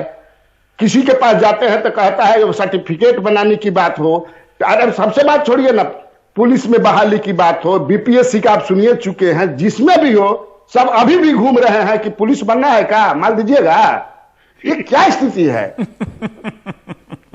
अच्छा कन्हैया जी, एक बात मैं कहना चाहता हूं, इसलिए पसंद ये नलजल पे आ जाता हूं मैं। नलजल पे चुनाव के दौरान ही आयकर विभाग के छापे पड़े थे। आजकल तो सीबीआई की जगह ईडी हर जगह जाती है, तो हो सकता है कि चुनाव के बाद बिहार में ईडी सक्रिय हो जाए। लेकिन मैं एक बात आपको बताना चाहता हूं कि पिछले साल की बात है, पिछले साल की बात है कि नलजल योजना के कारण दरभंगा के इलाके में, उमाशंकर बेहतर बता सकते हैं कि वो इलाका था तालाबों का इलाका, और नलजल के कारण सबमर्सिबल आया और गांव-गांव, घरों-घरों में, गलियों में लोग पानी नीचे डालना शुरू किया, खींचना शुरू किया, सारे तालाब सूख गए और दरभंगा उस वक्त सूखे की चपेट में आ गया था, जो पानियों का इलाका था। बाद में बाढ़ आ गई तो बच गया सारा मामला, तो लोगों ने कहा नहीं नहीं ऐसा नहीं है। पर इस नल जल योजना से अगर जमीन से पानी खींचकर गांवों में पानी पहुंचाने का काम कर रहे हैं तो ये 1 साल 2 साल, अभी ये राष्ट्रीय स्तर पर, चूंकि एक नया स्लोगन है ना, स्मार्ट सिटी, स्किल इंडिया जो गायब हो गए, मेक इन इंडिया जिनका पता नहीं आज तक, उसके बाद ये एक नया चमत्कार, चमकने वाला एक मुद्दा लाया गया है कि हम नल जल पहुंचा रहे हैं सबके यहां जमीन से खींच कर, तो जमीन का भूजल जो है और नीचे चला जाएगा। ऐसे वक्त में जब खुद केंद्र सरकार की रिपोर्ट है कि ज्यादातर हिस्सों में हिंदुस्तान में भूजल नीचे जा चुका है, उमा शंकर हमको बता सकते हैं कि इस नल जल का वहां पर क्या हाल हुआ है? लोगों को पानी मिल रहा है, सुविधाएं तो मिल रही हैं, लेकिन ये सुविधाएं चंद दिनों की ही साबित होने वाली हैं। उमा, और नीचे भी नजर रखिएगा, बहुत इंटरेस्टिंग कॉन्टेस्ट चल रहा है, अभी 21-20 चल रहा है। ठीक है जी उमा साहब। हाँ जी, जो नल जल योजना है, हमने जब भी हम किसी गांव में जाते थे तो बिल्कुल ताजा ताजा सीमेंट नजर आता था जिसके ऊपर एक नल लगाया गया होता था, उसमें जल नहीं आया है, नल लग गया है, जल नहीं आया है। और चंपा एक गांव है, हाँ। जो कि चंपा एक गांव है जो कि बेनीपट्टी का गांव है। वहां जब पीएचईडी मंत्री गए थे आचार संहिता लागू होने से पहले नल जल योजना का उद्घाटन करने के लिए, तो गांव वालों ने घेर लिया। वो वीडियो आपने भी देखा होगा रवीश। हाँ। उसके बाद गांव वालों ने कहा कि जब परियोजना पूरी होगी, काम पूरा होगा, तभी आप उद्घाटन कर सकते हैं, हम उद्घाटन नहीं करने देंगे। उनको चेयर दिया बैठने के लिए, लेकिन उद्घाटन करने नहीं दिया और उनको बैरंग वापस लौटना पड़ा। नल जल योजना में अभी आपने एक बहुत अहम बात कही कि जो तालाबों को जो जल संचयन की बात की है, मधुबनी, दरभंगा, इन सब इलाकों में मत्स्य पालन एक बहुत बड़ा व्यवसाय रहा है, एक बहुत बड़ा उद्योग रहा है अपने आप में। बड़े बड़े तालाब जो है भर दिए गए हैं, भूमाफिया का उन पे कब्जा हो गया है। वहां पे मॉल और शॉपिंग कॉम्प्लेक्स जो हैं, छोटे छोटे शहरों में, मधुबनी जैसे छोटे शहर में तालाबों को भरकर उस पे शॉपिंग कॉम्प्लेक्स बन गया है। तो जो ग्राउंड रिचार्ज का जो एक सिस्टम है, प्राकृतिक सिस्टम, उसको खत्म कर दिया गया है। और अब ये नल जल योजना, अच्छा, इसमें बहुत बड़ा भ्रष्टाचार है, ये भी सामने आया है।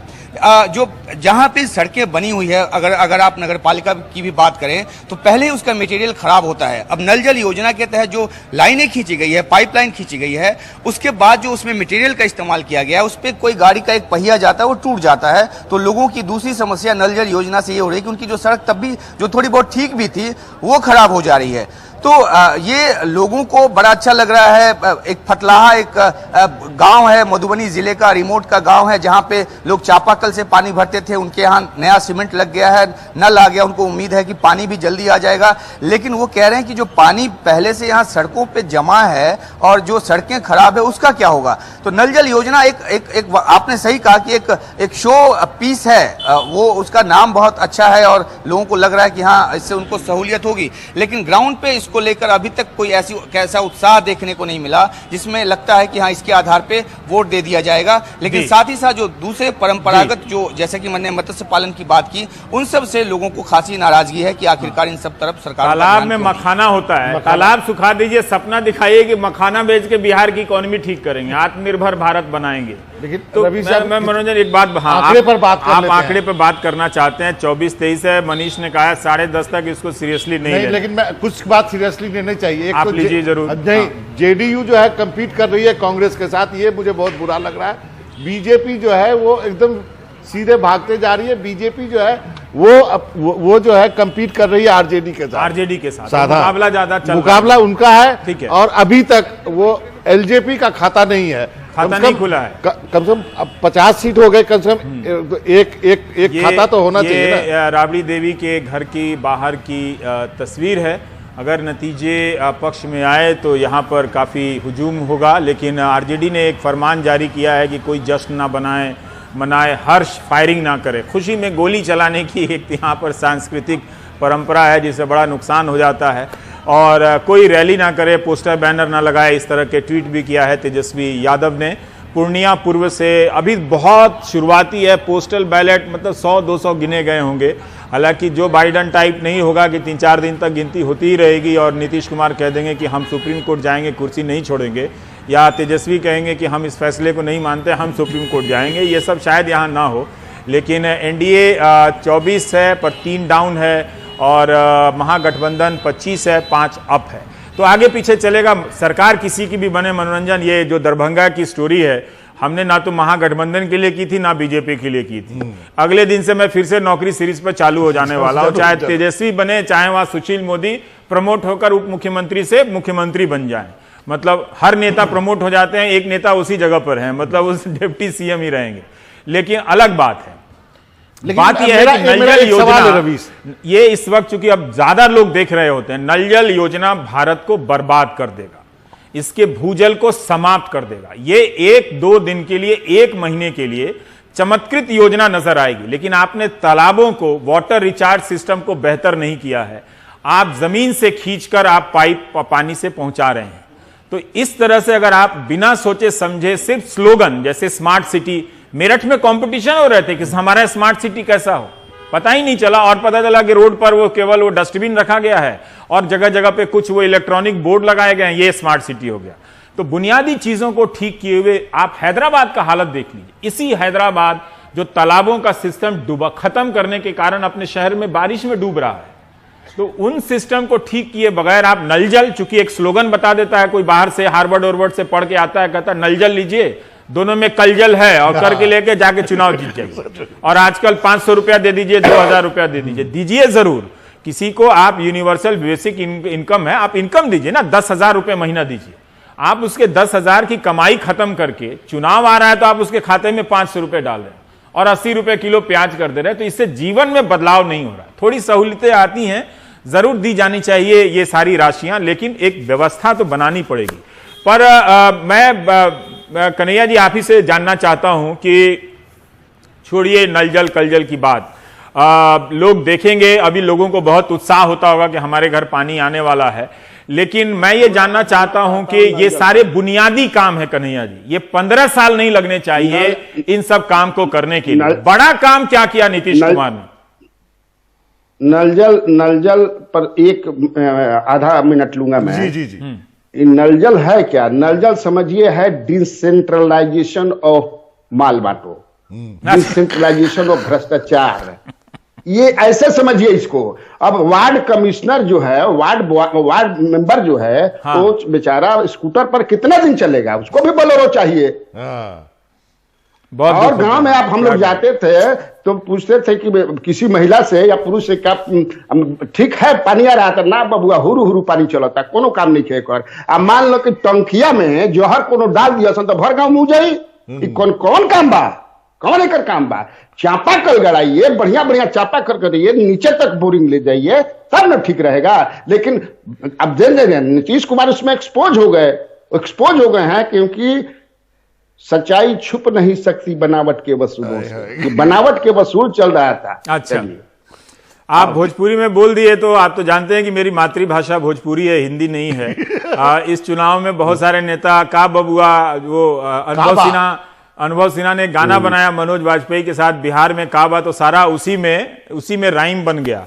लेकिन जब रहुआ कहिए देनिया तो बेलारी जी तनी हमो जोड़ दी, तो बोले कि तो पड़ी भोजपुरी, तो लेकिन बात ये बा कि सब जना मुंह टेढ़ करके भोजपुरी बोलत रहे हैं, लेकिन केहू से भोजपुरी बोलाइल ना है।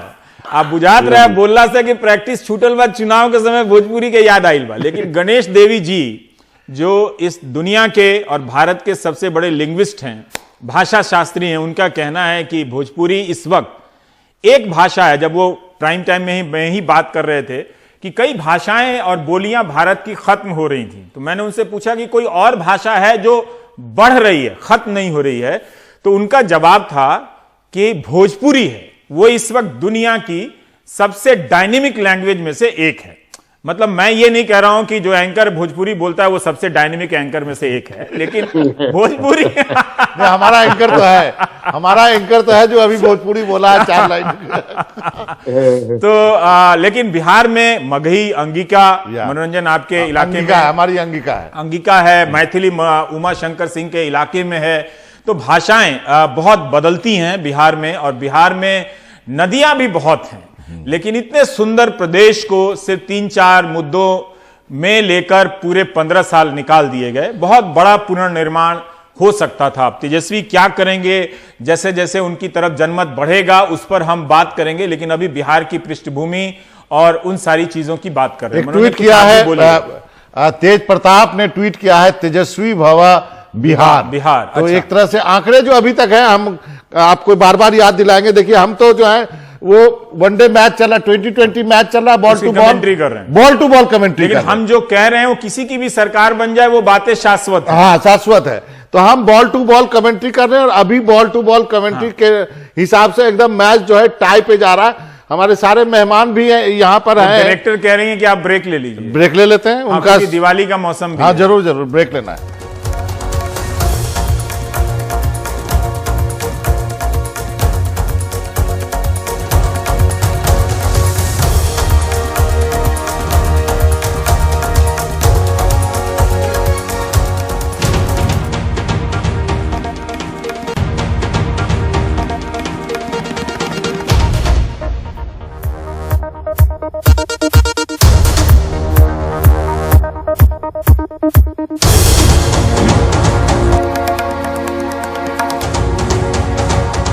मनोरंजन, अभी जब ये म्यूजिक बज रहा था इस पे हम बातें नहीं करते, पर चुनाव के दिन मुझे सबसे अच्छा लगता है इस म्यूजिक को सुनना।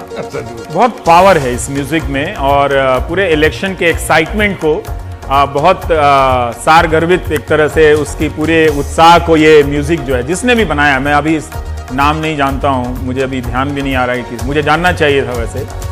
ये हमारा बड़ा चुनावी सिग्नेचर ट्यून है।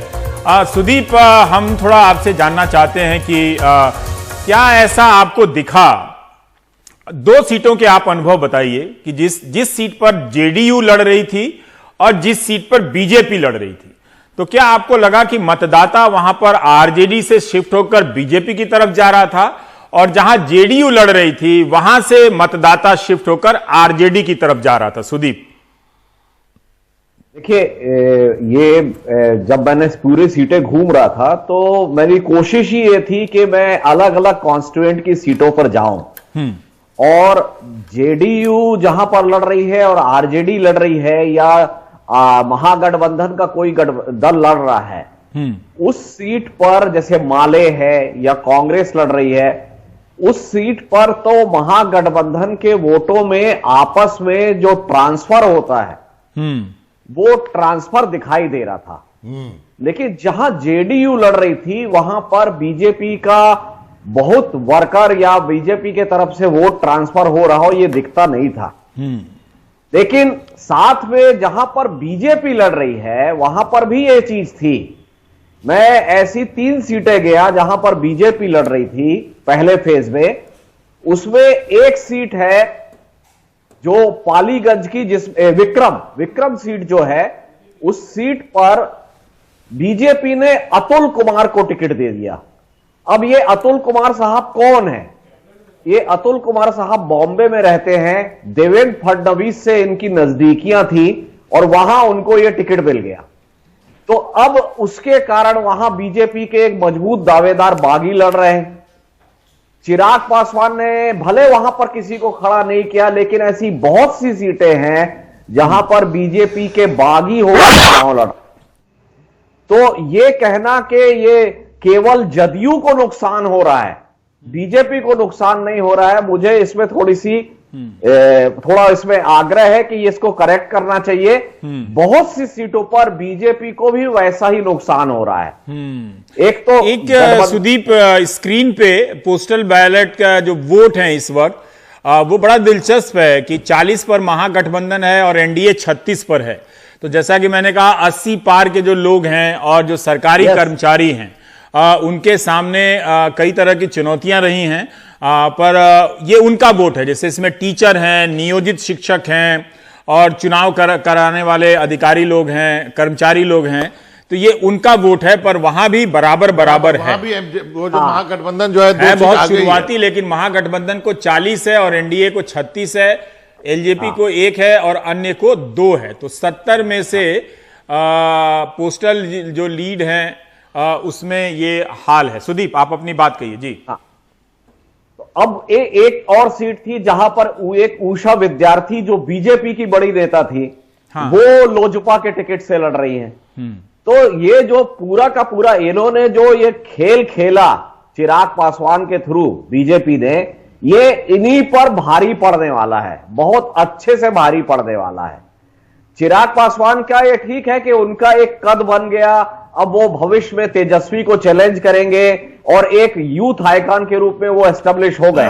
नहीं, लेकिन सुदीप, क्या, माफी चाहता हूं, क्या आपको कहीं भी लगा कि ये चुनाव थोड़ा क्लोज जा सकता है, बीजेपी अपनी जमीन थोड़ी बचा के रखेगी, भले ही जेडीयू थोड़ा नीचे खिसकती है? तो बीजेपी कोशिश कर रही है, लेकिन ये भी तो कहीं ना कहीं बात है कि आप 15 साल एक जदयू के साथ अलायंस में रहे हैं और हर सीट पर चूंकि नीतीश कुमार मुख्यमंत्री हैं तो जदयू का कैडर है। अगर आप जदयू को नुकसान पहुंचाना चाह रहे हैं और वो जदयू को समझ में आ रहा है तो आप ये क्या उम्मीद करते हैं कि जदयू का वो जो कैडर है वो आपको, आप जिस सीट पर लड़ रहे हैं उस सीट पर बख्शेगा? तो ये जो दोधारी तलवार जो है कि अगर आप गठबंधन, जैसे माले का जुड़ना इस बार बहुत बड़ी सफलता है आरजेडी के लिए जी। जो दलित वोटों का जो वोट उसको नहीं मिला करता था और माले के पास जाता था, वो माले के कारण इस बार गठबंधन को आ रहा है। इसलिए माले को 19 सीटें भी दी हैं। हाँ, माले को इस बार 19 सीटें दी हैं। मेरी दीपांकर भट्टाचार्य जी का मैंने किया था इंटरव्यू, उन्होंने कहा कि आप देखिएगा हमारे जो रिजल्ट हैं वो चौंकाने वाले होंगे और वो ज्यादा उम्मीद यही की जा रही है कि माले अच्छा करेगी। अभी तक जो रुझान है उसमें 4 सीट एनडीए को 19 सीटों का नुकसान है और महागठबंधन को 16 सीटों का है, लेकिन ये बहुत ही शुरुआती है। कन्हैया जी, थोड़ा मैं आपसे जानना चाहता हूं कि जहां बीजेपी लड़ रही है और जहां पर जेडीयू अकेले लड़ रही है, तो दोनों जगहों पर जो तालमेल देखा है, जैसे मनोरंजन कह रहे हैं कि कहीं ऐसा ना हो कि जेडीयू बहुत नीचे की तरफ आ जाए और बीजेपी आगे बढ़कर मजबूत हो जाए और जेडीयू की जगह चिराग पासवान मजबूत हो जाए। क्या आपको ऐसा जमीन पर कोई ऐसी सीट देखी आपने जिसके हवाले से आप बता सकते हैं कि ऐसा हो सकता है आने वाले समय में?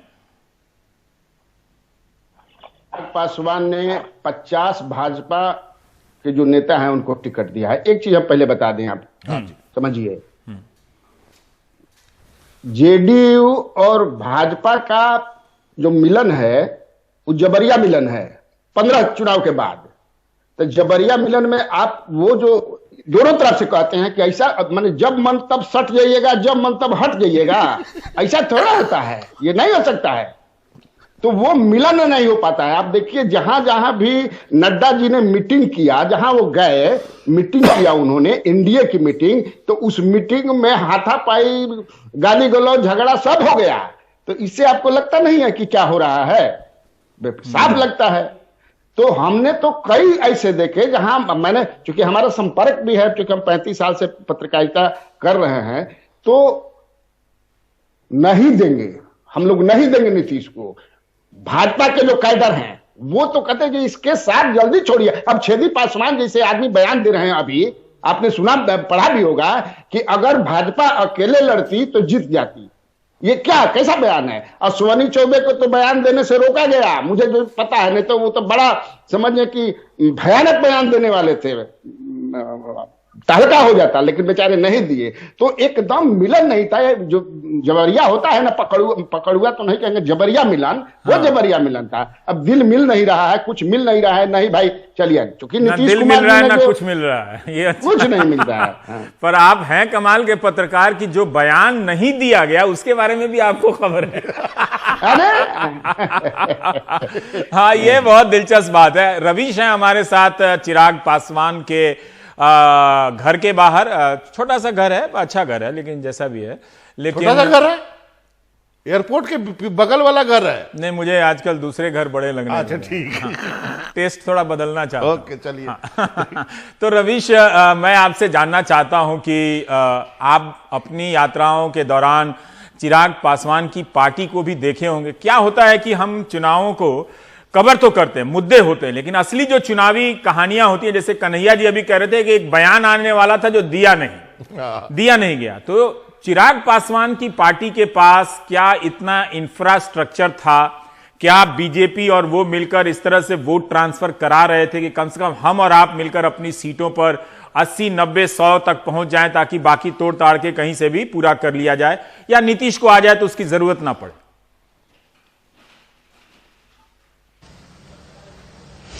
आज देखिए, ऐसा कोई वोट जो है वो ट्रांसफर होता हुआ जमीन पर तो मुझे नहीं दिख रहा था, लेकिन ये था कि जहां पर लोजपा के बीजेपी के जहां पर प्रत्याशी थे, वहां पर बीजेपी के जो कार्यकर्ता थे वो जरूर लोजपा के लिए प्रचार कर रहे थे। रामेश्वर चौरसिया जो है वो इसका एक बहुत अच्छा उदाहरण है। खुद उनकी रैली में मैं गया, वहां पर देखा कि तमाम सारे जो बीजेपी के लोग हैं वो उनका चुनाव प्रचार जो है वो कर रहे हैं। और यही वजह रही कि रात को जिस होटल में मैं रुका था वहां पर जेपी नड्डा ने बाकायदा एक बैठक की और बैठक में जेडीयू के साथ में ये कोशिश की कि सामंजस्य बैठाला जाए।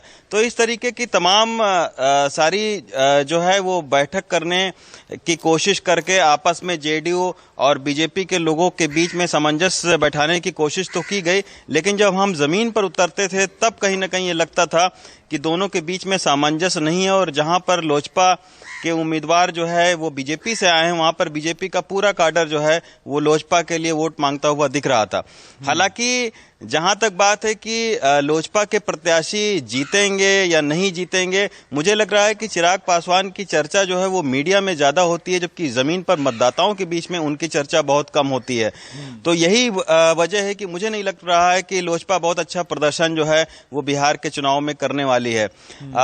चिराग पासवान के बारे में आम जो लोग हैं, जो मतदाता हैं, खासतौर पर जो पासवान जाति के मतदाता हैं, उनमें एक जो है वो सिंपैथी तो जरूर दिख रही थी, लेकिन वोट वो डालेंगे या नहीं डालेंगे इसके बारे में मुझे थोड़ी सी जो है वो दुविधा दिख रही थी। क्योंकि हमेशा जो मतदाता हैं उनकी ये कोशिश होती है कि जो चुनाव जीतने वाले या फिर जिनके साथ में कांटे की टक्कर हो वहां पर वो वोट देते। अगर 19 क्या आपको रवीश लग रहा है वो वोट कटवा होके ही रह गए, क्योंकि उनका कैरियर एक शुरू होने वाला है तो उन्होंने एक बड़ा रिस्क लिया, हनुमान बन के रहे। हनुमान जी का कैरियर सदाबहार है। हाँ नहीं तो हनुमान जी का कैरियर सदाबहार है, सबसे प्यारे देवताओं में से एक है। तो वो टेक ऑफ करेंगे कि नहीं करेंगे? यदि अच्छा प्रदर्शन नहीं हुआ तो फिर तो बड़ी मुश्किल हो जाएगी ना रवीश। जैसे हनुमान जी संगीत के भी विशेषज्ञ बाबा, माने जाते ये हैं। तो चिराग पासवान को लगता ही होगा कि वो बहुत ज्यादा सीटें नहीं जीत पाएंगे, क्योंकि 2010 में आप देखिए कि केवल 3 सीटें जीते थे, 2015 में 2 सीटें जीते थे। लेकिन उनकी ये पहचान जरूर बन गई है कि नीतीश कुमार के खिलाफ जो लोग थे उनमें एक ताकतवर एक शख्स की जरूर एक जो है वो पहचान बनी है, एक पॉलिटिशियन का, कि वो नीतीश कुमार को चुनौती बिहार के अंदर दे सकते हैं। इस वक्त अगर आप देखें तो नीतीश कुमार को चुनौती जो है वो केवल तेजस्वी से मिल रही है और फिर चिराग पासवान से। तो चिराग पासवान ने यह बयान देकर बड़ा ही जो है वो बिहार की पॉलिटिक्स में एक आप जो है वो कह सकते हैं कि क्रांतिकारी बयान था कि नीतीश कुमार को भी जेल जो है वो जाना होगा। तो उससे कहीं ना कहीं एक आम जो नेताओं के बीच में उनकी ये छवि जरूर बनी कि नीतीश कुमार के खिलाफ ये शख्स जो है वो खड़ा हो सकता है भविष्य में।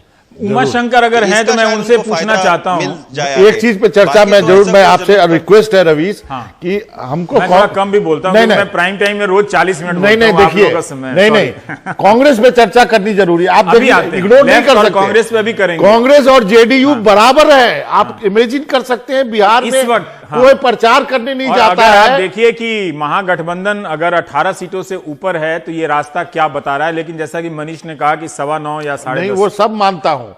पोस्टल बैलेट भी तो सैंपल ही है ना भाई। बिल्कुल सैंपल। और अभी तक हम मानते थे पोस्टल बैलेट है तो बीजेपी का होगा, वो तो हो नहीं रहा।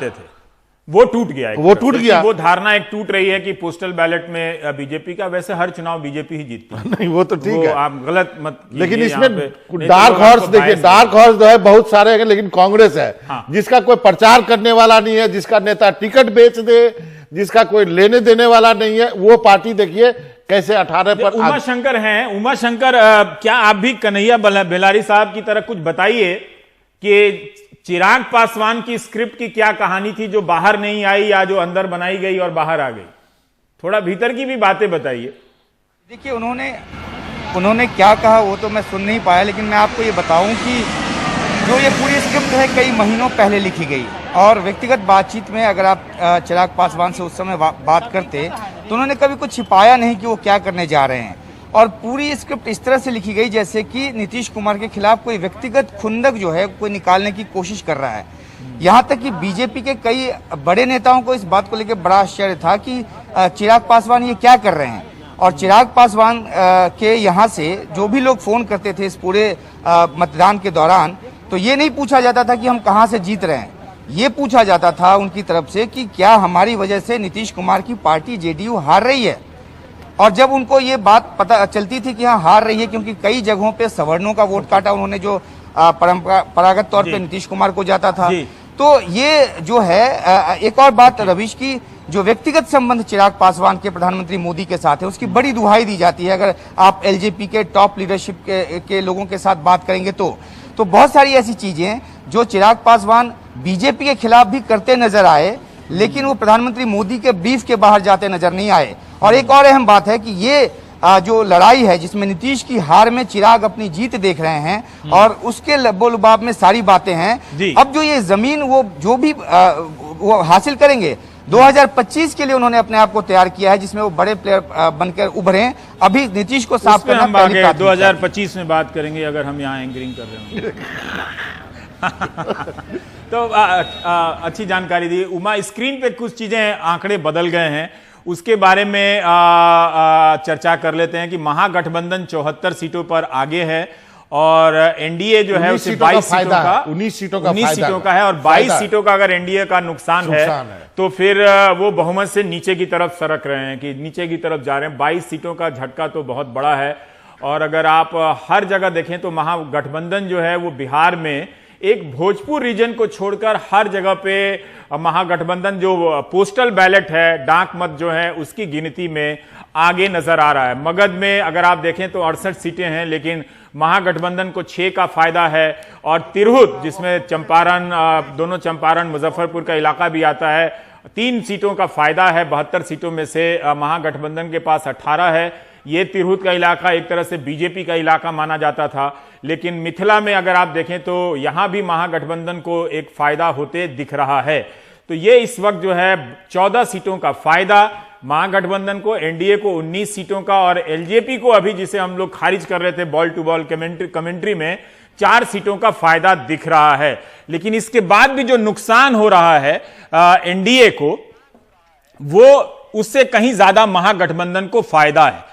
अगर आप पार्टियों में देखें तो कांग्रेस, जिसके बारे में मनोरंजन बात करना चाहते हैं, 18 सीटों पर है। सीपीआई-एमएल आप देखिए तो वो आगे है। सीपीआई 2 सीटों पर आगे है। सीपीएम आगे है। लेफ्ट इस बार काफी अच्छा करता हुआ नजर आ रहा है महागठबंधन में। बीजेपी को 6 सीटों का फायदा दिख रहा है, लेकिन बीजेपी को अगर बड़ी पार्टी बननी है तो उसे 80 और 90 तक पहुंचना पड़ेगा, तभी जाकर वो एक सरकार बनाने के फॉर्मेशन में अगुवाई कर पाएगी। एनडीए इस वक्त 18 सीटों के नुकसान पर है। कन्हैया बेलारी साहब, थोड़ा मैं लेफ्ट पर फोकस करना चाहता हूं कांग्रेस से पहले, क्योंकि उस पर उसकी सफलता पर महागठबंधन की गाड़ी बहुमत और बहुमत से आगे कितनी बढ़ती है यह निर्भर है। आपके हिसाब से इस बार लेफ्ट को मिलाकर तेजस्वी ने सिर्फ सीट शेयरिंग की है या उम्मीदवारों के चयन में इसे लेकर भी दोनों के बीच में समझदारी दिखी है? कन्हैया जी, देखिए, तेजस्वी यादव ने जो सीटों का बंटवारा किया है, जो एक सेकंड मैं बता दूं कि जैसा कि मनोरंजन कह रहे थे कि पोस्टल बैलेट जो ज्यादातर जिसमें बढ़त नीतीश कुमार या बीजेपी को मिला करती थी, महागठबंधन जो है वो आगे है, 67 है उसके पास और एनडीए के पास 53 है। जी, अब आगे बात कीजिए कन्हैया जी। तो उसने दिल से इस बार की नहीं, हमको जो है चुनाव जीतना है और हमको जो है समझौते करने हैं, और इसलिए हम जो हमारे साथ दिल से हैं हराने के लिए नीतीश कुमार को, एनडीए को, उनको मैं रखूंगा। इसीलिए उन्होंने लेफ्ट को तवज्जो दी। कांग्रेस तो थोड़ा बदमाशी की, 20 गो सीट ज्यादा ले ली। उसके लोग कहते हैं, बड़े बड़े नेता से बात होती है कि हम लोग बेकारे के ले लिए 20 गो सीट, 50 गो ठीक था। खैर, जो हुआ सो हुआ। लेकिन ये जो है सीपीआई-एमएल को 19 सीट देना, बाकी 10 सीपीआई या सीपीएम को देना, और जो लोग को लगा कि ये मोल हैं, ये गुप्तचरी करेंगे, ये हमारा खेल बिगाड़ेंगे, न खेलेंगे न खेलने देंगे, खेल ही बिगाड़ देंगे, जैसे कुशवाहा जी थे, हम के थे, वीआईपी के थे, उन लोगों को हटा दिया। तो एक इतना बढ़िया बनाया उसने, तेजस्वी यादव ने, या तेजस्वी के जो भी सलाहकार जो है उनको बनाया, उसको फॉलो किया।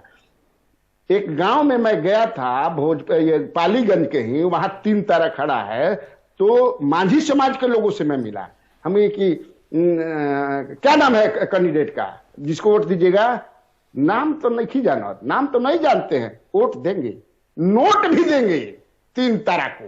अरे आप मांझी हैं जी, मांझी जी बड़का नेता है तो वो क्या बड़का नेता है? 3 तारा आप कह रहे हैं। और कन्हैया जी ये रिपोर्ट मैंने फेसबुक पे देखी थी, आपने यही सवाल पूछा था कि कैंडिडेट को नहीं जानते हो फिर भी वोट दोगे।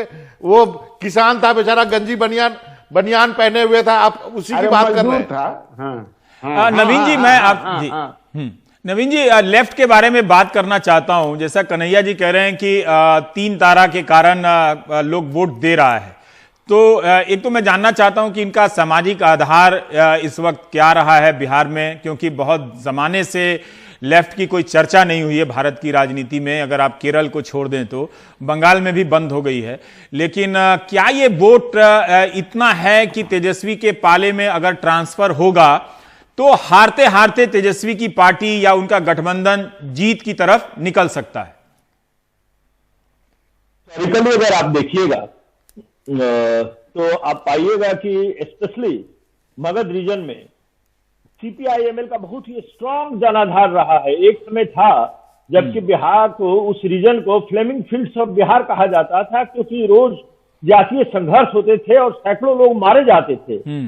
हम लोग को याद है कि एक मैसेकर कवर करके हम लोग लौटते थे और दूसरे दिन रिटेलिएटरी किलिंग हो जाता था। उसमें सीपीआईएमएल की एक बहुत बड़ी भूमिका थी। तो दबे कुचड़े लोग थे और जो प्राइवेट आर्मी लैंडलॉर्ड थे उनके अगेंस्ट में मोबिलाइजेशन करने के लिए, और वो सीपीआईएमएल अपने आधार को उन्होंने बचा के रखा है कि सीपीआई और सीपीआईएम अपने आधार को नहीं बचा सकी, क्योंकि सीपीआईएमएल लड़ते रहा।